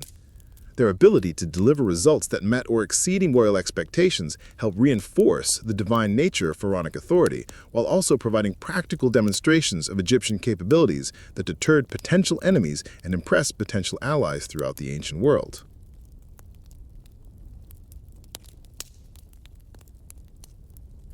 As you lie exhausted on your reed mat in the cramped barracks, listening to the steady breathing of hundreds of fellow workers around you, your mind might wander to the strange discoveries that occasionally interrupt the routine of construction work, findings that hint at mysteries far older than Khufu's Grand Pyramid and secrets that predate even the earliest dynasties of unified Egypt. The Giza Plateau, you have learned through whispered conversations and fragmentary observations, holds layers of history that extend far beyond the current construction project, with evidence of human activity stretching back into the misty periods when the Nile Valley was populated by peoples whose names and achievements have been forgotten by all but the most learned priests and scribes who guard ancient knowledge in temple archives scattered throughout the kingdom. During the excavation work required to level the pyramid's foundation, work teams occasionally uncover artifacts and structures that puzzle even the master builders and learned architects who supervise the construction process. Stone tools of unfamiliar design, pottery fragments decorated with patterns that bear no resemblance to contemporary Egyptian artistic traditions, and the remains of buildings constructed using techniques that differ markedly from established Egyptian architectural practices suggest that the plateau has been a site of human significance for far longer than anyone had previously suspected. These discoveries, while fascinating to those who encounter them, often create delays in construction schedules, as religious authorities must be consulted to determine whether the disturbance of ancient remains might anger gods or spirits whose protection the pyramid project cannot afford to lose. The bedrock beneath the pyramid reveals geological formations that speak of vast changes in climate and environment that occurred long before human civilization established itself in the Nile Valley, changes that transformed what was once a verdant landscape into the harsh desert that now surrounds the construction site. Fossilized remains of ancient sea creatures embedded in the limestone that provides construction material for the pyramid remind workers that this entire region once lay beneath ocean waters that supported forms of life utterly different from anything that exists in their contemporary world. These discoveries provide perspective on the enormous scale of time that dwarfs even the most ambitious human projects, suggesting that the pyramid itself, despite its intended permanence, represents merely a brief moment in the vast cycles of geological and cosmic change that govern all existence. The Sphinx, that enigmatic monument that already stood ancient and weathered when Khufu's construction project began, presents puzzles that challenge the understanding of even the most learned scholars and priests who claim knowledge of Egypt's earliest history. Its weathered features, carved from the living rock of the plateau, show patterns of erosion that seem inconsistent with the desert environment that has characterized the region throughout recorded history, suggesting exposure to different climatic conditions that must have existed in some distant past beyond the reach of written records or oral traditions. The monument's original purpose and the identity of its creators remain subjects of speculation and debate among those qualified to offer opinions on such matters, though most workers encounter it simply as another mysterious element in a landscape that seems designed to humble human presumption about the significance of individual achievements. The network of underground chambers and passages that honeycomb the plateau, some natural formations created by geological processes, and others clearly the product of human engineering, create an invisible landscape beneath the surface that mirrors and complicates the visible construction activities taking place above ground. Work teams occasionally break through into these subterranean spaces during foundation work or quarrying operations, revealing chambers that contain artifacts, inscriptions, and architectural features that provide tantalizing glimpses into periods of Egyptian history that are poorly understood even by contemporary scholars and historians. These underground discoveries often require careful exploration by priests and scribes before construction work can resume, as the religious implications of disturbing ancient sacred spaces must be evaluated and appropriate rituals performed to ensure that such disturbances do not compromise the spiritual effectiveness of the pyramid project. The astronomical alignments incorporated into the pyramid's design reflect knowledge that extends far beyond the practical requirements of construction, incorporating observations and calculations that connect the monument to cosmic cycles and celestial events whose significance encompasses both religious and scientific understanding of humanity's place in the universal order. The precise orientation of the pyramid's passages towards specific stars and constellations required astronomical observations extending over many years, possibly decades, suggesting that the planning for this monument began far earlier than most people realize and incorporated knowledge accumulated by generations of priest astronomers whose understanding of celestial mechanics rivaled that of any scholars in the ancient world. These alignments serve practical religious functions related to the pharaoh's eternal journey, but they also demonstrate Egyptian scientific capabilities that place the kingdom at the forefront of ancient astronomical knowledge. The religious traditions that govern pyramid construction draw upon mythological and theological concepts that reach back into the earliest periods of Egyptian civilization, incorporating beliefs and practices that may preserve memories of historical events and cultural developments that occurred centuries or millennia before the time of Khufu. The specific rituals required for different phases of construction, the protective spells inscribed in hidden locations throughout the monument, and the symbolic significance of various architectural features all reflect religious knowledge that has been transmitted through generations of priests and scholars whose responsibility includes preserving ancient wisdom alongside contemporary religious practices. This accumulated religious knowledge provides the spiritual foundation that makes pyramid construction not merely an architectural achievement, but a sacred undertaking that connects contemporary Egypt to its most ancient roots. The hieroglyphic inscriptions discovered in various locations throughout the construction site, some clearly contemporary with current building activities, but others bearing characteristics that suggest much greater antiquity, provide glimpses into the evolution of Egyptian writing systems and the development of the complex symbolic language that serves both practical and religious functions in contemporary society. The oldest inscriptions, often found in remote locations or hidden beneath later construction, sometimes contain references to gods, rulers, and events that are not mentioned in any contemporary records, suggesting that Egyptian history contains periods and personalities that have been forgotten or deliberately omitted from official accounts maintained by royal scribes and temple historians. These textual discoveries require careful interpretation by the most learned scholars, as their content may provide valuable historical information while also potentially contradicting established religious or political narratives that support current royal authority. The technological evidence embedded in various discoveries throughout the construction site reveals development patterns in Egyptian engineering and craftsmanship that show both gradual evolution and occasional sudden advances that suggest contact with outside sources of knowledge or the individual genius of innovators whose contributions have not been properly recorded or credited. Tools and techniques represented in archaeological finds sometimes show capabilities that seem advanced relative to their apparent age, while other discoveries reveal primitive methods that persist alongside more sophisticated approaches, suggesting that technological development in ancient Egypt followed complex patterns that did not conform to simple models of linear progress. These technological mysteries provide insights into the creative processes and practical problem-solving abilities that characterize Egyptian civilization, while also raising questions about knowledge transmission and innovation that remain difficult to answer with available evidence. The artistic styles represented in various archaeological discoveries throughout the plateau demonstrate cultural connections and influences that extend far beyond Egypt's traditional borders, revealing trade relationships, diplomatic contacts, and possibly population movements that brought foreign artistic traditions into contact with native Egyptian cultural development.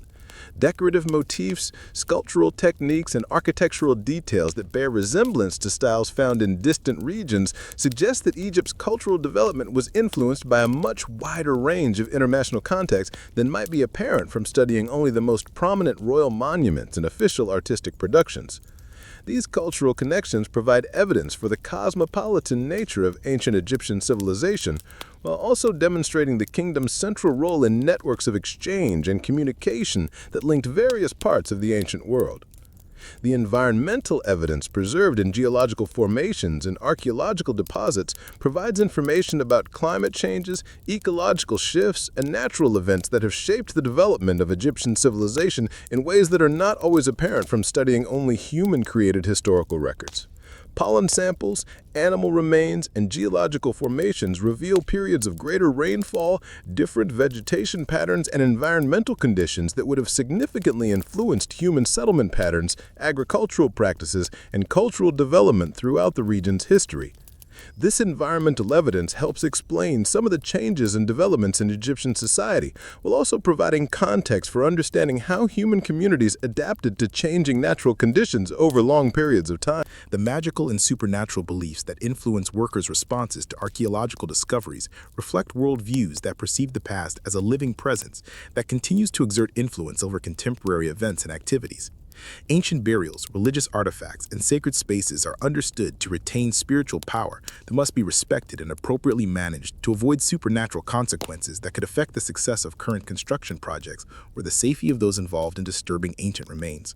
These beliefs, while sometimes dismissed by more sophisticated observers as mere superstitions, actually represent complex theological and philosophical concepts about the nature of time, spiritual continuity, and the relationships between past and present that provide meaning and coherence for people whose daily lives are shaped by forces largely beyond their individual control.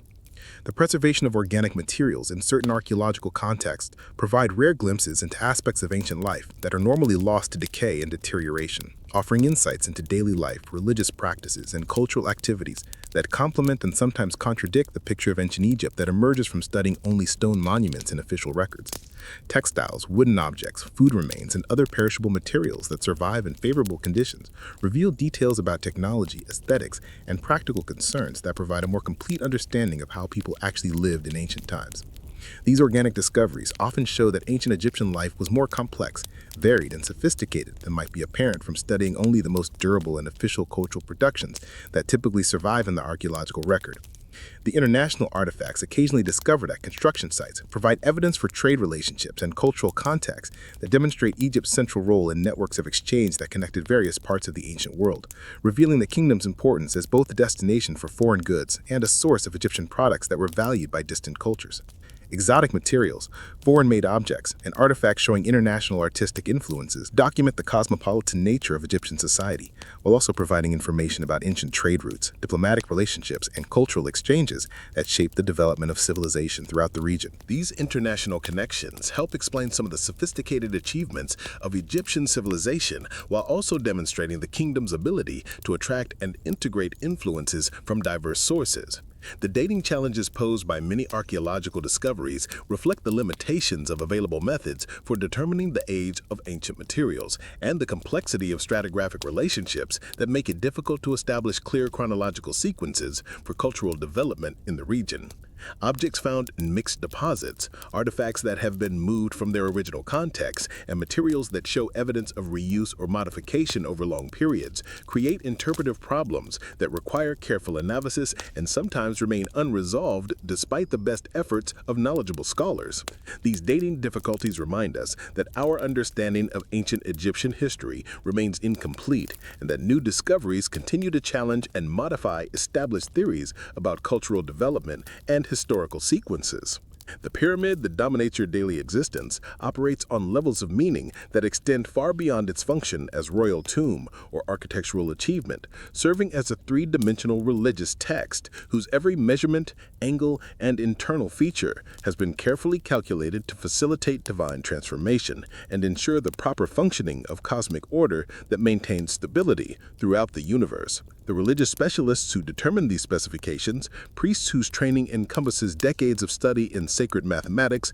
and astronomical observation, understand the monument as a machine for manufacturing immortality, its geometric proportions precisely calibrated to channel celestial energies and create the conditions necessary for successful transition from mortal Pharaoh to eternal divine presence whose protective influence will benefit Egypt for countless generations yet to come. The mathematical relationships embedded in the pyramid's design reflect religious beliefs about the fundamental structure of reality itself, with specific ratios and proportions that mirror the cosmic order believed to govern all existence, from the movement of stars to the flooding of the Nile. The height of the completed pyramid, when combined with its base perimeter, creates mathematical relationships that encode important astronomical data and religious concepts, while the internal chamber system reflects beliefs about the geography of the afterlife and the specific challenges that the Pharaoh spirit must overcome during its eternal journey. These mathematical elements were not added arbitrarily, but represent the careful application of religious knowledge that has been accumulated and refined through centuries of priestly scholarship and temple-based learning that connects contemporary Egyptian civilization to its most ancient spiritual roots. The orientation of the pyramid's passages towards specific celestial objects serves practical religious functions that demonstrate the sophisticated integration of astronomical observation with theological understanding that characterizes the most advanced achievements of Egyptian religious science. The king's chamber points toward the circumpolar stars that never set below the horizon, symbolically connecting the pharaoh's eternal existence to the most permanent and reliable features of the night sky, while other passages align with seasonal stellar events that mark important moments in the agricultural and religious calendar that governs Egyptian life. These alignments required not only precise astronomical observation and mathematical calculation, but also deep understanding of religious symbolism that connects earthly activities with cosmic processes that extend far beyond human perception and control. The pyramid texts, those sacred inscriptions that will eventually be carved into the walls of later royal tombs, exist in oral form during your time as carefully memorized liturgies, whose recitation by properly trained priests provides the magical protection and divine guidance necessary for successful navigation of the afterlife journey. These complex religious compositions, which combine mythological narratives with practical instructions for overcoming supernatural obstacles, represent the culmination of Egyptian religious thought and provide detailed maps of the spiritual geography that the deceased pharaoh must traverse during his transformation from mortal ruler to immortal divine being. The priests who preserve this knowledge undergo extensive training that encompasses not only memorization of vast quantities of sacred text, but also understanding of the proper pronunciation, timing, and ritual context that ensures the effectiveness of these powerful religious formulations. The symbolism of the pyramid shape itself carries profound religious significance that connects the monument to fundamental Egyptian beliefs about the nature of creation, divine power, and the relationship between earthly and celestial realms that govern all aspects of existence. The pyramid form represents the primordial mound that emerged from the waters of chaos at the beginning of creation, symbolically recreating the original act of divine creation while also serving as a launching point for the pharaoh's ascension to join the gods in their eternal cosmic activities. This symbolic function transforms the massive stone structure into something far more significant than mere architecture, making it an active participant in the ongoing process of maintaining cosmic order and ensuring the continuation of divine protection for Egypt and its people. The ritual activities that accompany different phases of pyramid construction involve ceremonies and religious observances that connect the building process itself to the secret purposes that the completed monument will serve, ensuring that every stone placed and every chamber completed contributes to the overall religious effectiveness of the finished structure. Purification ceremonies cleanse workers who participate in the most sacred aspects of construction, while blessing rituals sanctify materials and tools that will be incorporated into the monument's religious machinery. These ritual requirements sometimes slow construction progress as they require the participation of priests whose schedules are governed by astronomical events and religious calendar requirements that cannot be modified to accommodate purely practical construction concerns. The magical protection systems built into the pyramid's design include both visible and hidden elements that serve to protect the pharaoh's eternal rest from disturbance by tomb robbers, malevolent spirits, or other supernatural threats that might compromise the effectiveness of the royal burial and interfere with the divine transformation that the monument is designed to facilitate. Physical barriers, including massive stone blocks and intricate ceiling systems, provide practical protection for burial goods and the royal mummy, while magical defenses include specific architectural features, hidden inscriptions, and ritual objects that invoke divine protection and punishment for anyone who might violate the sacred space. These protection systems reflect sophisticated understanding of both practical security concerns and supernatural threats that demonstrates the comprehensive nature of Egyptian religious thought. The connection between pyramid construction and the annual Nile flood reveals the integration of practical astronomical observation with religious belief systems that connect celestial events to earthly activities through complex theological frameworks that govern agricultural, religious, and political activities throughout Egyptian society. The flood's timing, predicted through careful observation of stellar positions and incorporated into religious calendar systems, determines not only agricultural schedules, but also construction activities that must be coordinated with the availability of workers and the transportation advantages provided by high water levels. This integration of practical concerns with religious observance demonstrates the holistic nature of Egyptian civilization, where spiritual and material activities are understood as different aspects of a unified cosmic system.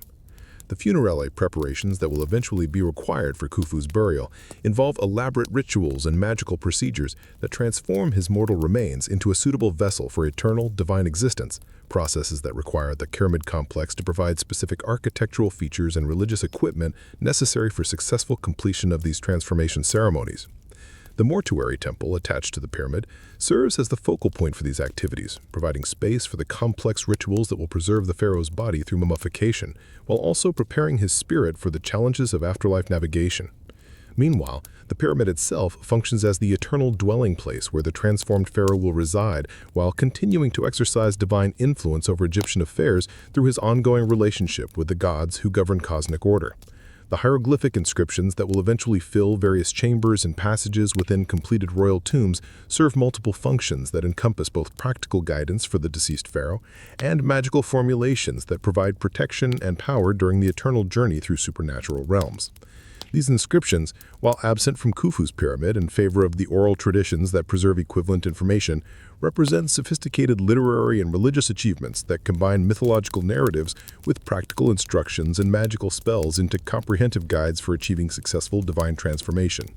The priests responsible for creating and maintaining these textual traditions undergo extensive education that encompasses language skills, religious knowledge, and ritualistic training that prepares them to serve as intermediaries between human society and the divine forces that govern existence. The astronomical observations that guide pyramid construction and religious activities require sophisticated understanding of celestial mechanics and mathematical calculation that places Egyptian priest astronomers among the most advanced scientific practitioners in the ancient world. Their knowledge encompassing not only practical applications for construction and religious purposes, but also theoretical understanding of cosmic processes that governs their worldview and religious beliefs. The accurate prediction of stellar positions, seasonal changes, and astronomical events requires systematic observation over long periods, combined with mathematical techniques for processing and interpreting observational data that demonstrates capabilities rivaling those of much later scientific traditions.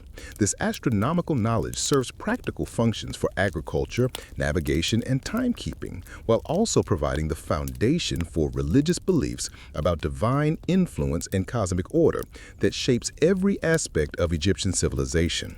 The temple complexes that surround the pyramid create an integrated religious environment where different aspects of royal cult activities can be properly conducted according to theological requirements that govern the ongoing relationship between the deceased pharaoh and the living community that depends on his continued divine protection. The Valley Temple serves as the initial point for funeral processions and religious ceremonies, while the Mortuary Temple provides facilities for daily rituals that will maintain the pharaoh's cult for centuries after his physical death. These architectural elements work together with the pyramid itself to create a comprehensive religious machine whose proper functioning requires ongoing maintenance by trained priests and regular contributions of resources from throughout Egyptian society. The magical technologies incorporated into pyramid construction include sophisticated understanding of materials, proportions, and architectural features that are believed to concentrate and channel supernatural forces in ways that enhance the monument's religious effectiveness while also providing protection against various spiritual threats. Sacred geometries, specific stone types chosen for their supernatural properties, and architectural features designed according to magical principles all contribute to the pyramid's function as a device for facilitating divine transformation and maintaining cosmic order. These magical elements, while often invisible to casual observation, represent crucial aspects of the monument's design that demonstrate the integration of practical engineering with supernatural understanding that characterizes Egyptian religious architecture.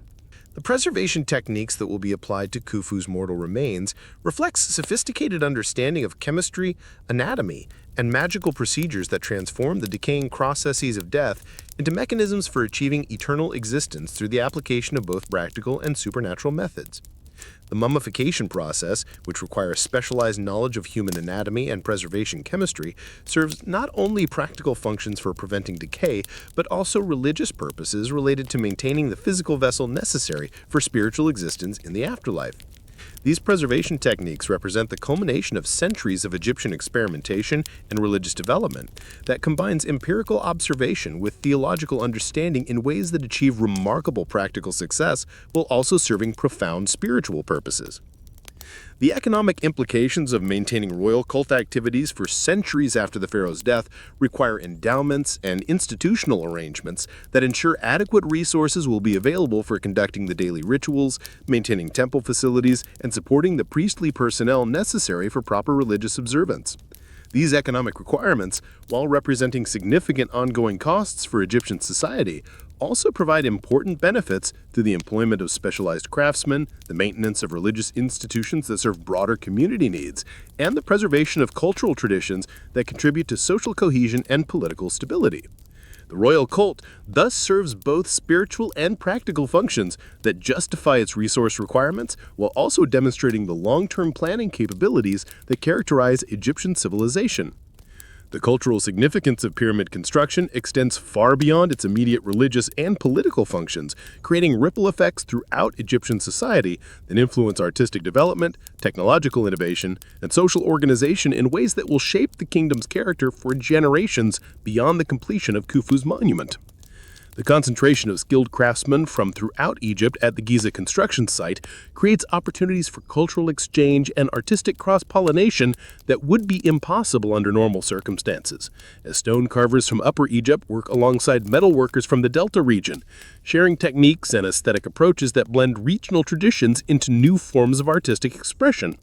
These cultural interactions, fostered by the shared challenges and common goals of the construction project, contribute to the development of distinctively Egyptian artistic styles that combine the best elements of diverse local traditions into unified national cultural expressions. The artistic innovations developed during pyramid construction reflect the creative responses of skilled craftsmen to unprecedented technical challenges, as traditional decorative techniques must be adapted for use on monuments of unparalleled scale and precision, requiring new approaches to carving, painting, and architectural ornamentation that push the boundaries of existing artistic capabilities. The massive scale of pyramid construction provides opportunities for artistic experimentation that would be impossible in smaller projects, allowing craftsmen to explore the aesthetic possibilities of large-scale composition and monumental decoration, while also developing new tools and techniques for working with stone surfaces that dwarf any previous architectural undertakings.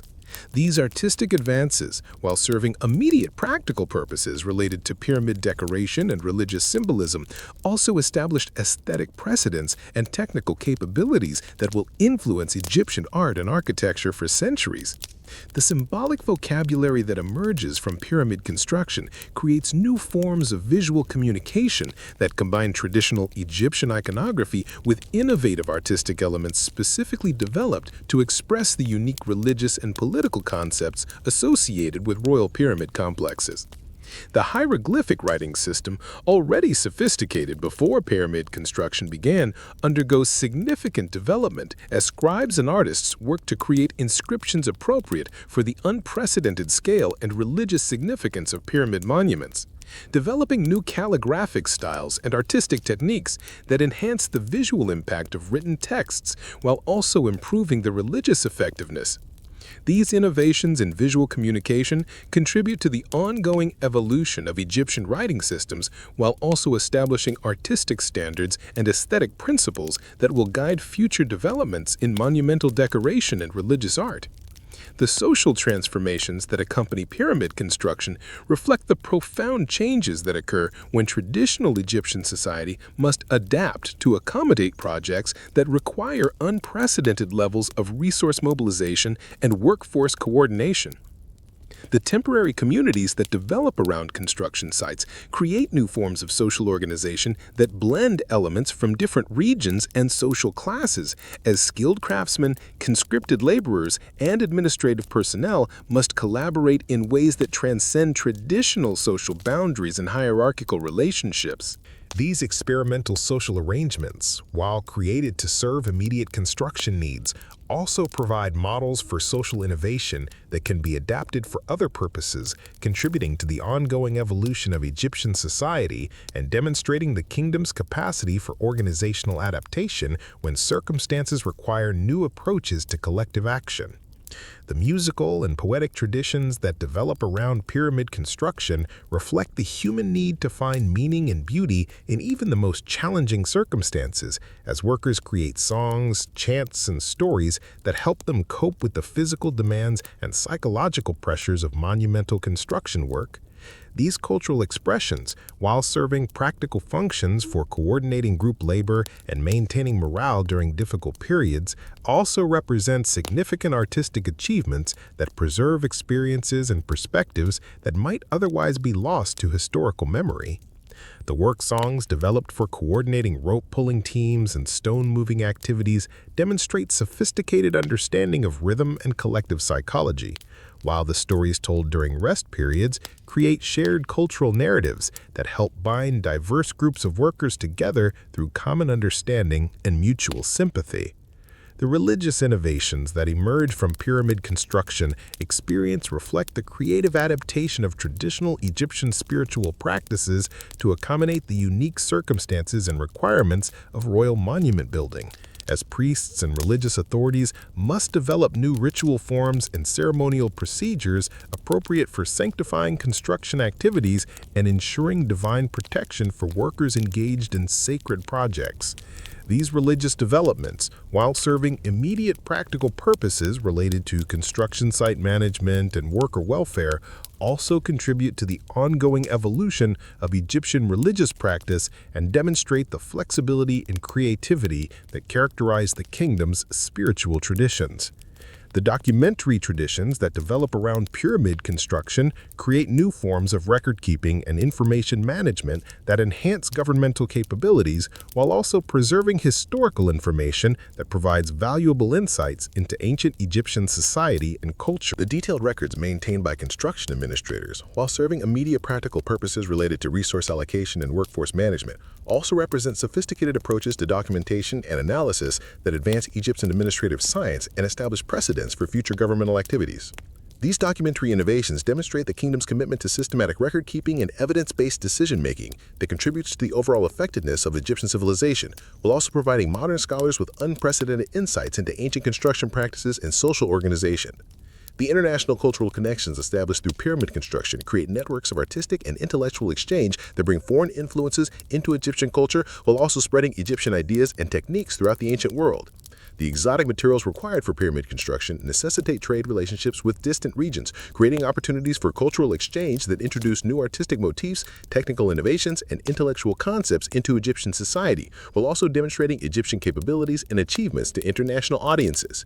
These cultural exchanges contribute to the cosmopolitan character of Egyptian civilization, while also enhancing the kingdom's international prestige and influence through demonstrations of architectural and organizational excellence that impress foreign visitors and trading partners. The preservation of cultural knowledge that occurs during pyramid construction reflects systematic efforts to document and transmit the accumulated wisdom and experience that construction activities generate, ensuring the valuable insights and innovations will be available for future projects and applications. The training programs developed for various construction specialties create formal and informal educational systems that preserve technical knowledge while also maintaining cultural traditions and artistic practices that might otherwise be lost as circumstances change and older practitioners retire or die. These preservation efforts demonstrate Egyptian understanding of the importance of cultural continuity and knowledge transmission for maintaining the kingdom's technological and artistic capabilities over long periods. The material culture changes that result from pyramid construction reflect the technological innovations and artistic developments that emerge from construction activities and find broader applications throughout Egyptian society, influencing everything from household objects to personal ornaments and religious artifacts. The improved tools, enhanced techniques, and refined aesthetic sensibilities that develop during construction work create new possibilities for cultural expression and practical problem-solving that benefit Egyptian society long after specific construction projects are completed. These material improvements demonstrate the broader benefits that flow from investments in major construction projects, while also illustrating the interconnected nature of technological, artistic, and social development in ancient Egyptian civilization.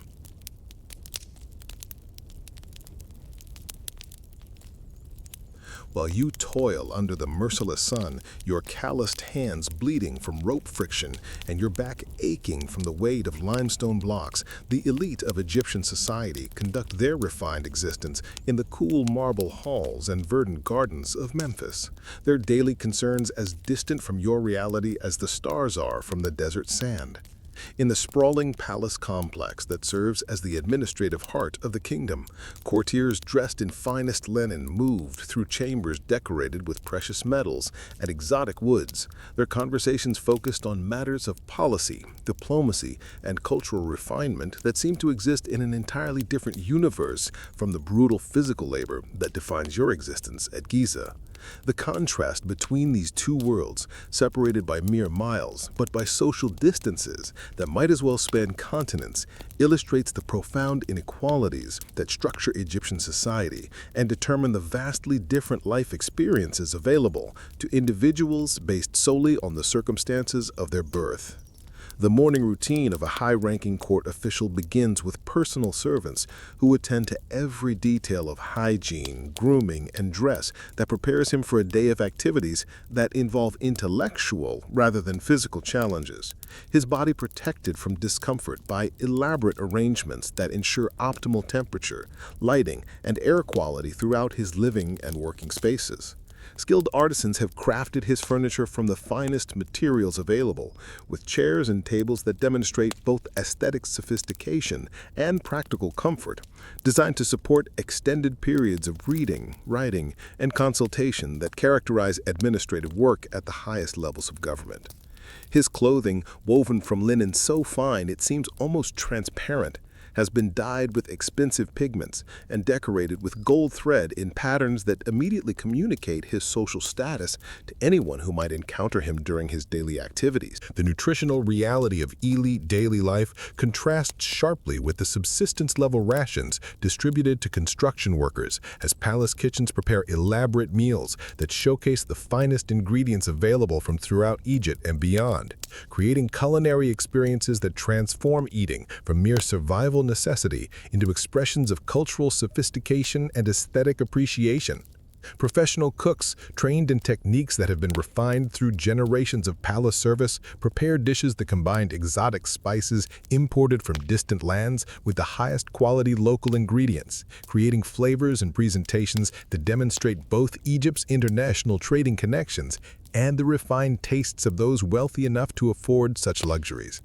The quantity and variety of food available to elite households exceeds practical nutritional requirements, serving social and symbolic functions that reinforce status distinctions while also providing opportunities for hospitality and entertainment that strengthen political relationships. The social obligations that structure elite daily life involve complex networks of relationships, ceremonies, and mutual obligations that maintain political stability while also providing opportunities for cultural expression and personal advancement within the rigid hierarchies that govern Egyptian society.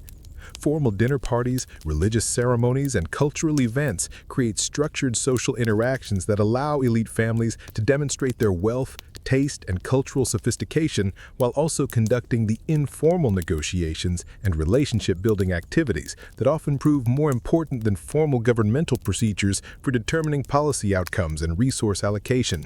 These social activities require substantial investments of time, money, and cultural knowledge, but they also provide essential mechanisms for maintaining elite solidarity and ensuring effective coordination among the various factions and interest groups that compete for influence within Egyptian society.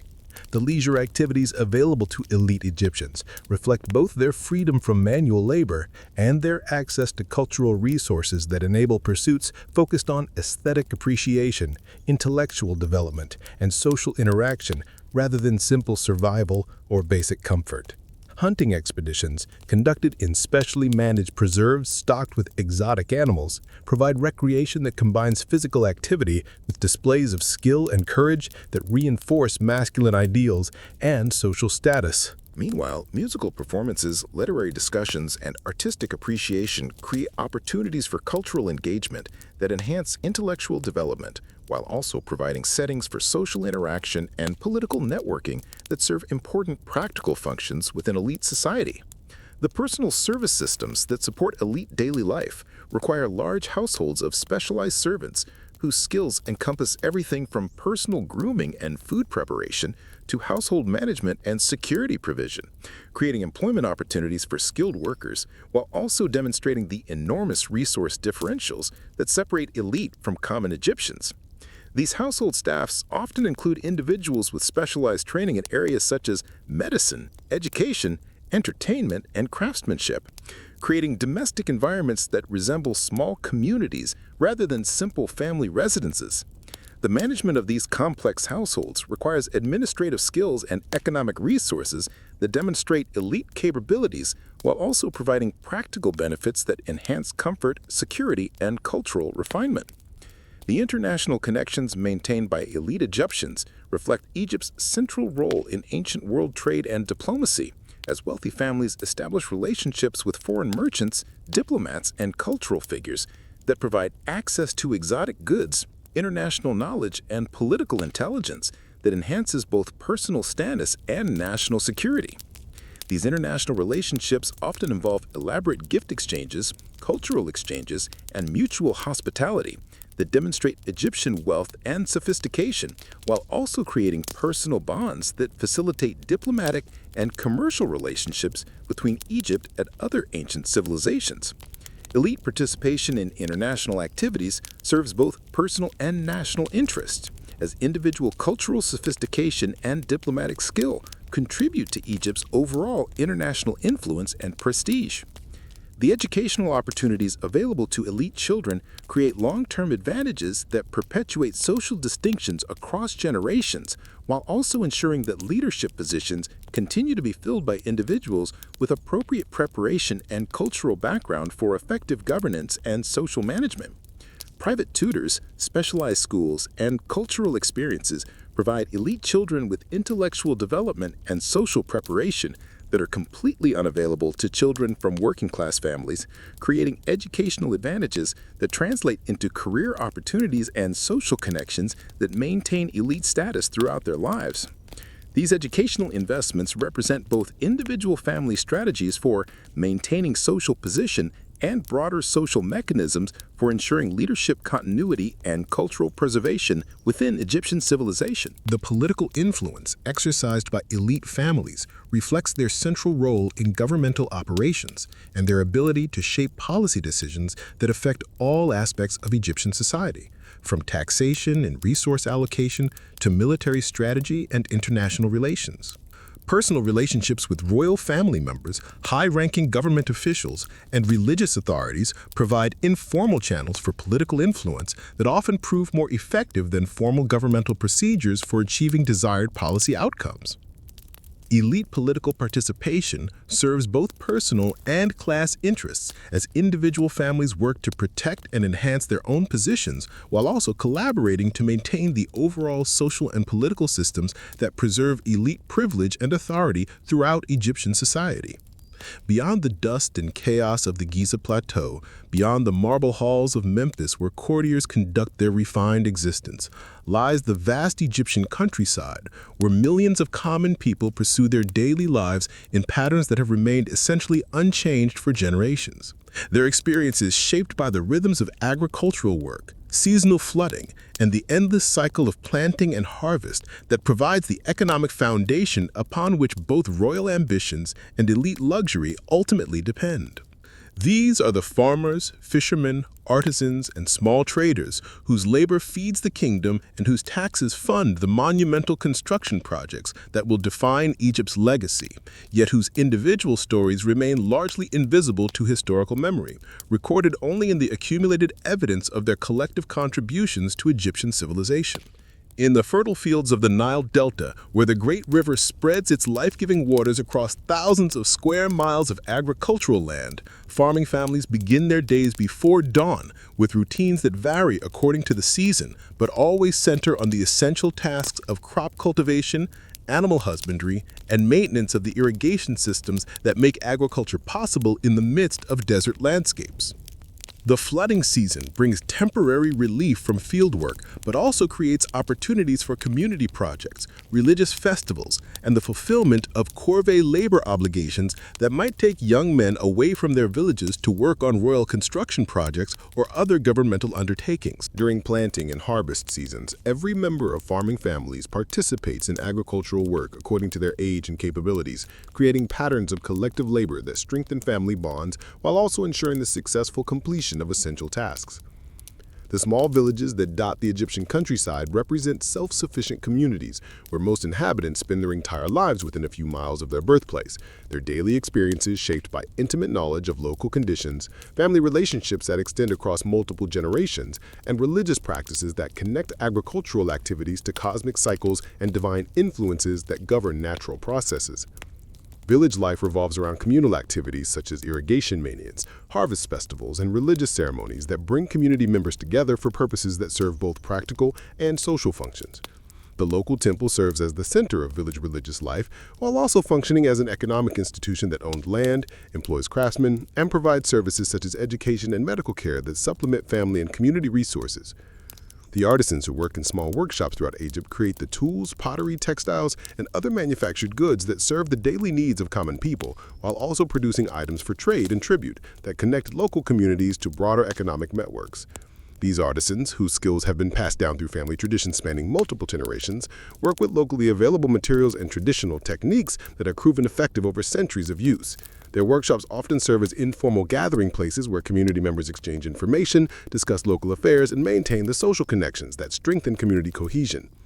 The products they create reflect both practical functionality and aesthetic sensibilities that demonstrate Egyptian artistic traditions while also serving the specific needs and preferences of local customers. The children of common families begin contributing to household and community work at early ages, their education consisting primarily of practical training in agricultural techniques, craft skills, and cultural traditions that prepare them for adult roles within their communities. While formal literacy remains rare among common people, children learn through observation and participation in family activities, gradually acquiring the knowledge and skills necessary for successful adult life within their social and economic circumstances. This informal education system ensures the transmission of essential cultural knowledge while also adapting to local conditions and family circumstances that vary throughout the Egyptian countryside. The religious life of common Egyptians centers on local temples and shrines that serve community religious needs while also connecting village religious practices to broader Egyptian religious traditions and royal cult activities. Village priests, who often combine religious duties with agricultural work or craft production, conduct ceremonies and rituals that mark important agricultural and life cycle events while also providing spiritual guidance and community leadership during difficult periods. Religious festivals provide opportunities for community celebration and social interaction that strengthen community bonds while also affirming shared religious beliefs and cultural values that contribute to social stability and cultural continuity. The economic circumstances of common families require careful management of limited resources and constant attention to the practical demands of survival in an environment where crop failures, natural disasters, or excessive taxation can quickly lead to serious hardship or starvation.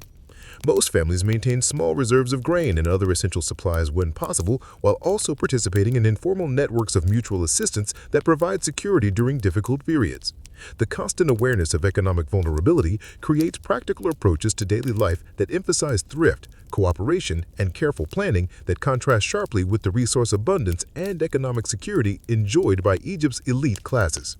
The seasonal rhythms that govern agricultural life create patterns of intense activity alternating with periods of relative leisure that shape the overall character of common Egyptian existence.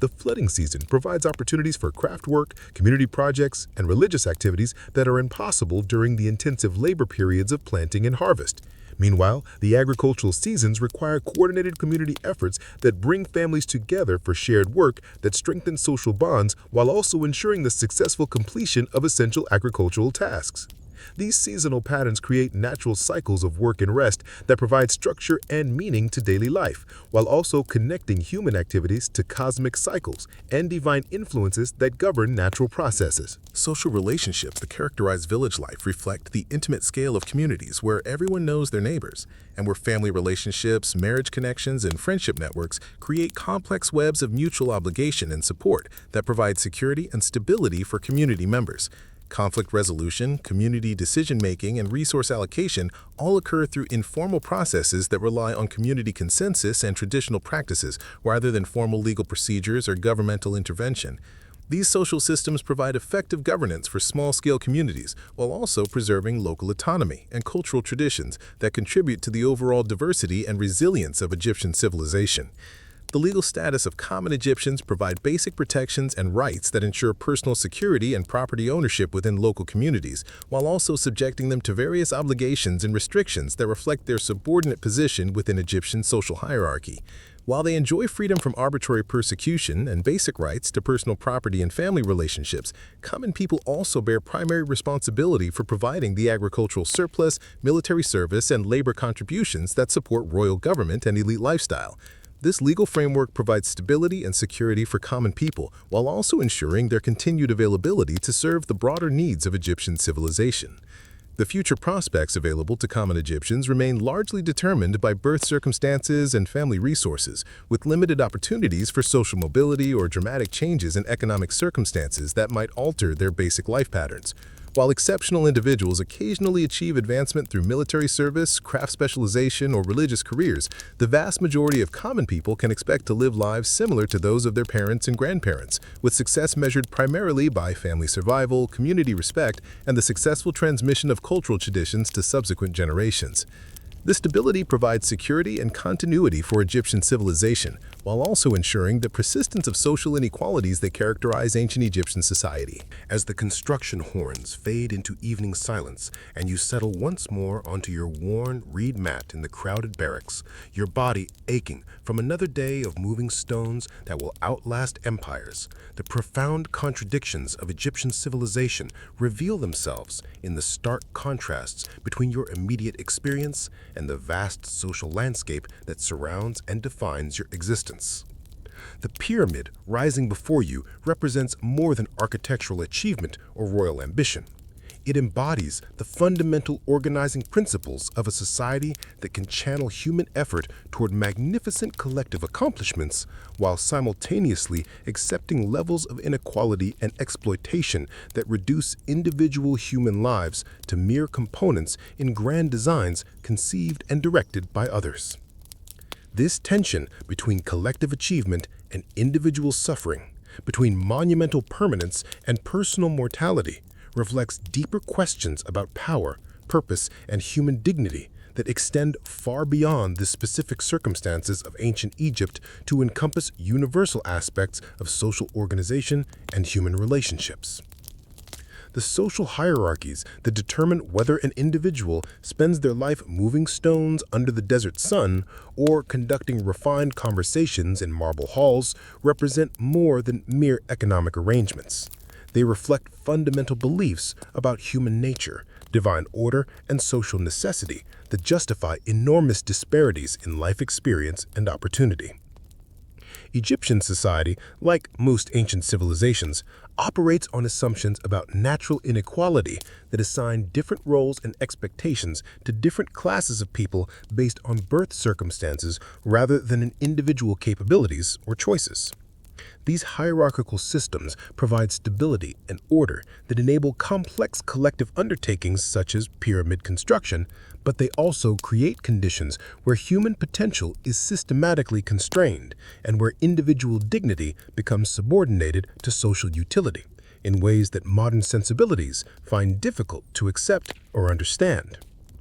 The psychological adaptations required for survival within rigidly hierarchical societies create patterns of thought and behavior that help individuals cope with circumstances largely beyond their control, while also perpetuating the social systems that create and maintain inequality. Workers who accept their subordinate positions and focus on finding meaning and purpose within limited circumstances demonstrate resilience and wisdom that enable survival and even satisfaction under difficult conditions. Yet this same psychological adaptation also reduces resistance to exploitation and helps maintain social systems that might otherwise face greater challenges from those who bear their heaviest burdens. The complex relationship between individual adaptation and social persistence illustrates the sophisticated mechanisms through which hierarchical societies reproduce themselves across generations despite their inherent inequities and contradictions. The technological and organizational innovations that emerge from large-scale construction projects demonstrate humanity's remarkable capacity for creative problem-solving and collaborative achievement when resources and human energy are effectively coordinated toward ambitious goals. The engineering techniques, mathematical knowledge, and administrative systems developed for pyramid construction represent genuine advances in human capabilities that benefit not only immediate construction objectives, but also broader social development and future technological progress. These achievements illustrate the positive potential of hierarchical organization and centralized authority when they successfully channel human effort toward projects that push the boundaries of existing knowledge and capability, even though the same organizational systems also create and maintain the social inequalities that make such projects possible. The cultural and artistic achievements that accompany monumental construction projects reflect the sophisticated aesthetic sensibilities and creative capabilities that emerge when societies provide resources and opportunities for artistic development and cultural expression.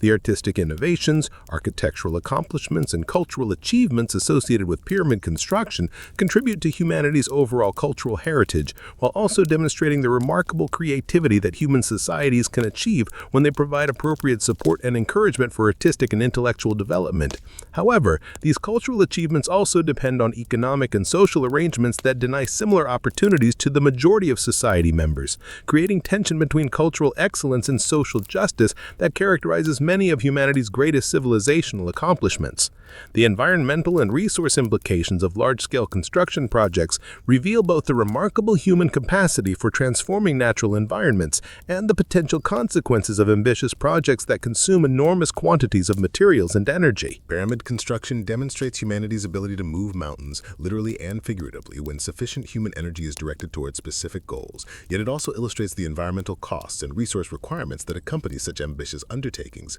The relationship between human ambition and environmental impact, clearly visible in pyramid construction, prefigures contemporary concerns about sustainability and resource management that remain relevant despite technological advances that have dramatically altered the scale and scope of human environmental impact. The international and diplomatic implications of monumental construction projects demonstrate how architectural and cultural achievements can enhance political influence and create opportunities for peaceful interaction between different societies and civilizations. Egypt's pyramid construction attracts international attention and admiration that enhances the kingdom's diplomatic position, while also creating opportunities for cultural exchange and technological transfer that benefit all participants in these relationships. These positive international effects illustrate how collective achievements in one society can contribute to broader human progress and cross-cultural understanding, even when the internal social arrangements that make such achievements possible involve significant inequality and exploitation. The historical legacy of pyramid construction reveals the complex ways in which human achievements can simultaneously inspire future generations and obscure the human costs involved in their creation.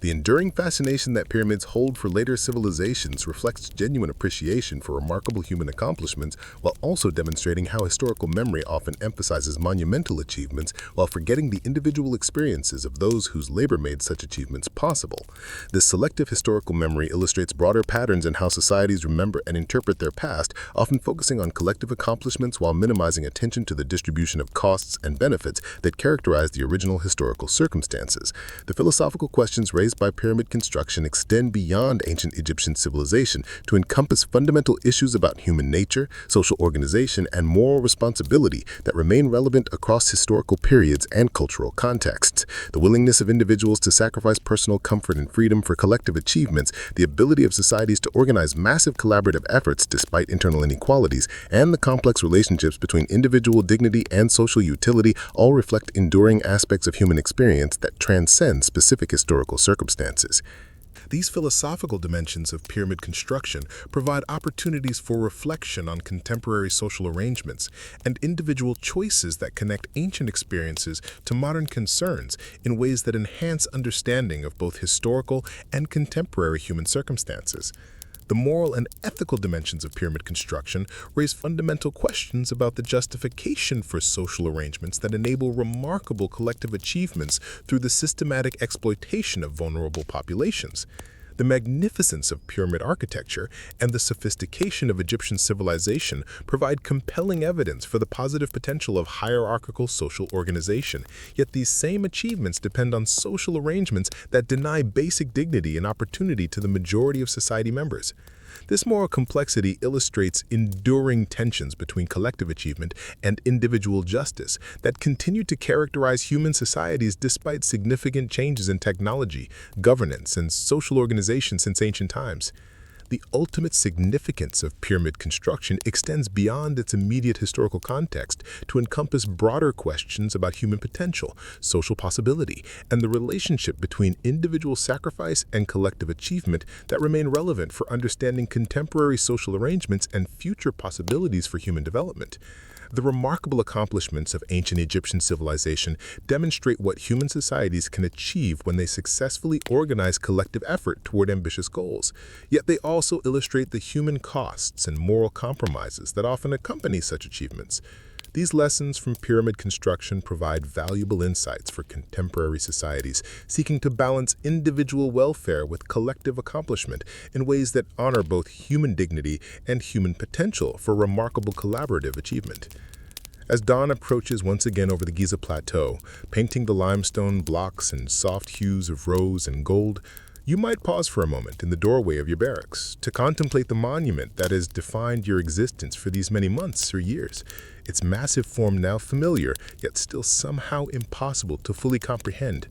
The pyramid stands as it will stand for millennia to come, each stone a testament to human endurance and collective achievement, yet also a reminder of the countless individual lives that were measured, weighed, and found adequate for the grinding demands of immortal ambition. Your hands, scarred by rope and stone, have helped build something that will outlast every empire yet to rise and fall, every language yet to be spoken, every dream yet to be dreamed by countless generations who will wonder at this monument without knowing the names or stories of those who gave their strength to make it real.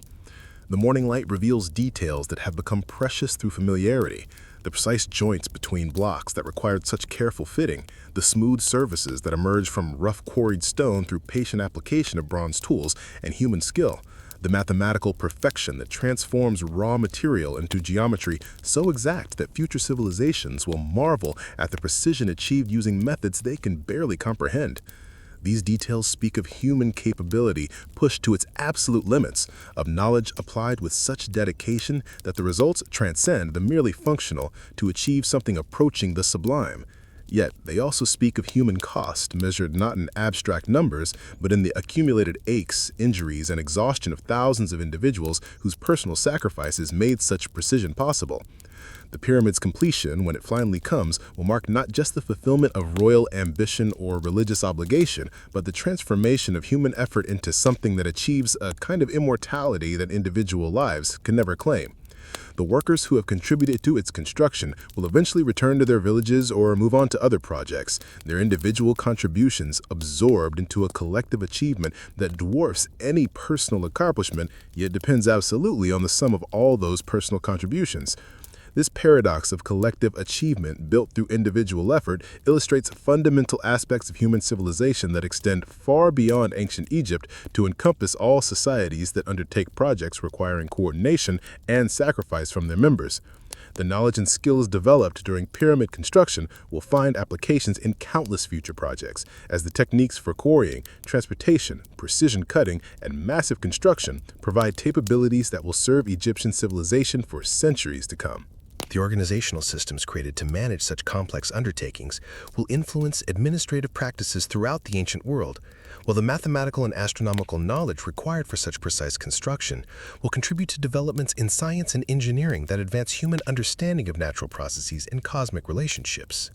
These intellectual and practical achievements represent genuine progress in human capabilities that benefit not only immediate participants, but also future generations who inherit and build upon accumulated knowledge and experience.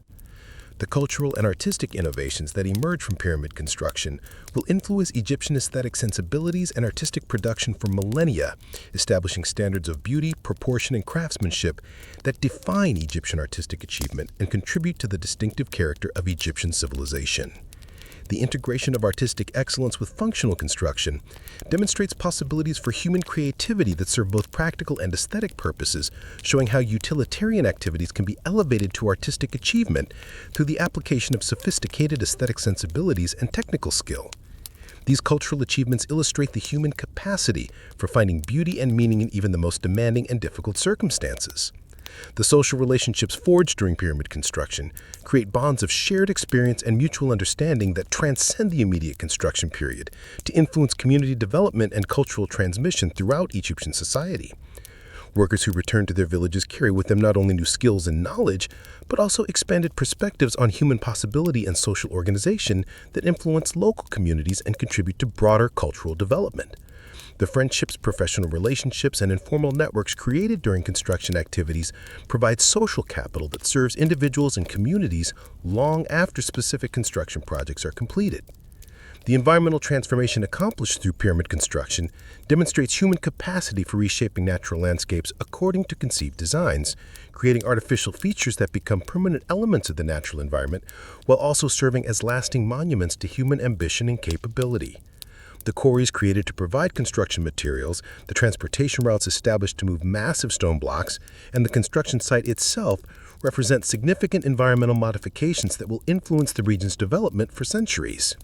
These environmental effects illustrate both the power and responsibility that accompany human capability for large-scale environmental modification. The technological legacy of pyramid construction includes not only specific techniques and tools developed for immediate construction purposes, but also broader approaches to problem solving and project management that influence technological development throughout Egyptian civilization and beyond.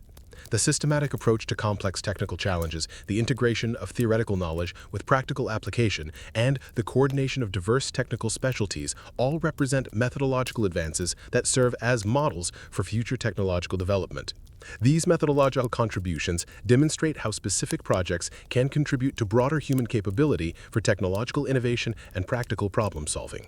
The historical memory of pyramid construction will be preserved and transmitted through various cultural mechanisms that ensure future generations maintain awareness of the achievements and experiences represented by these monuments. Written records, artistic representations, and oral traditions will carry forward information about construction methods, social organization, and cultural significance that provide valuable insights for future civilizations seeking to understand their heritage and learn from past experiences.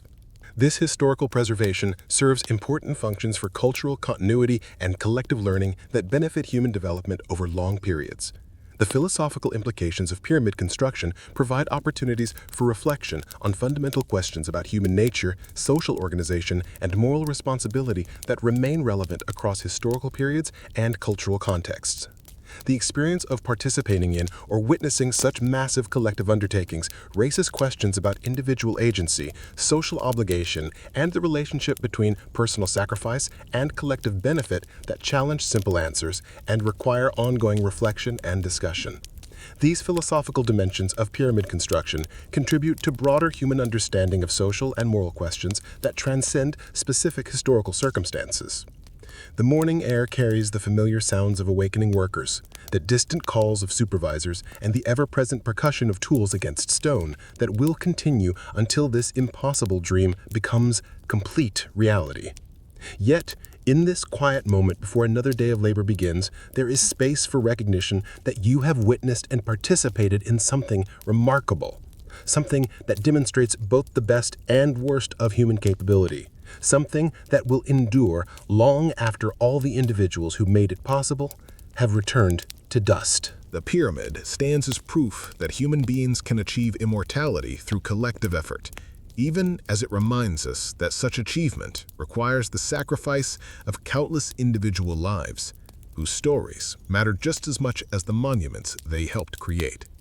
In the distance, the Nile flows as it has always flowed, carrying life through the desert and connecting this moment to all the moments that came before and all that will follow. The river will outlast even the pyramid, yet both will serve as witnesses to this brief period when human ambition and divine aspiration combined with practical skill and collective determination to create something that touches eternity. As you prepare for another day of moving stones that each weigh more than most people will ever lift, remember that you are not merely building a tomb or monument, but participating in humanity's ongoing effort to create meaning and permanence in a world where individual lives are brief and fragile, yet capable of contributing to achievements that transcend all personal limitations.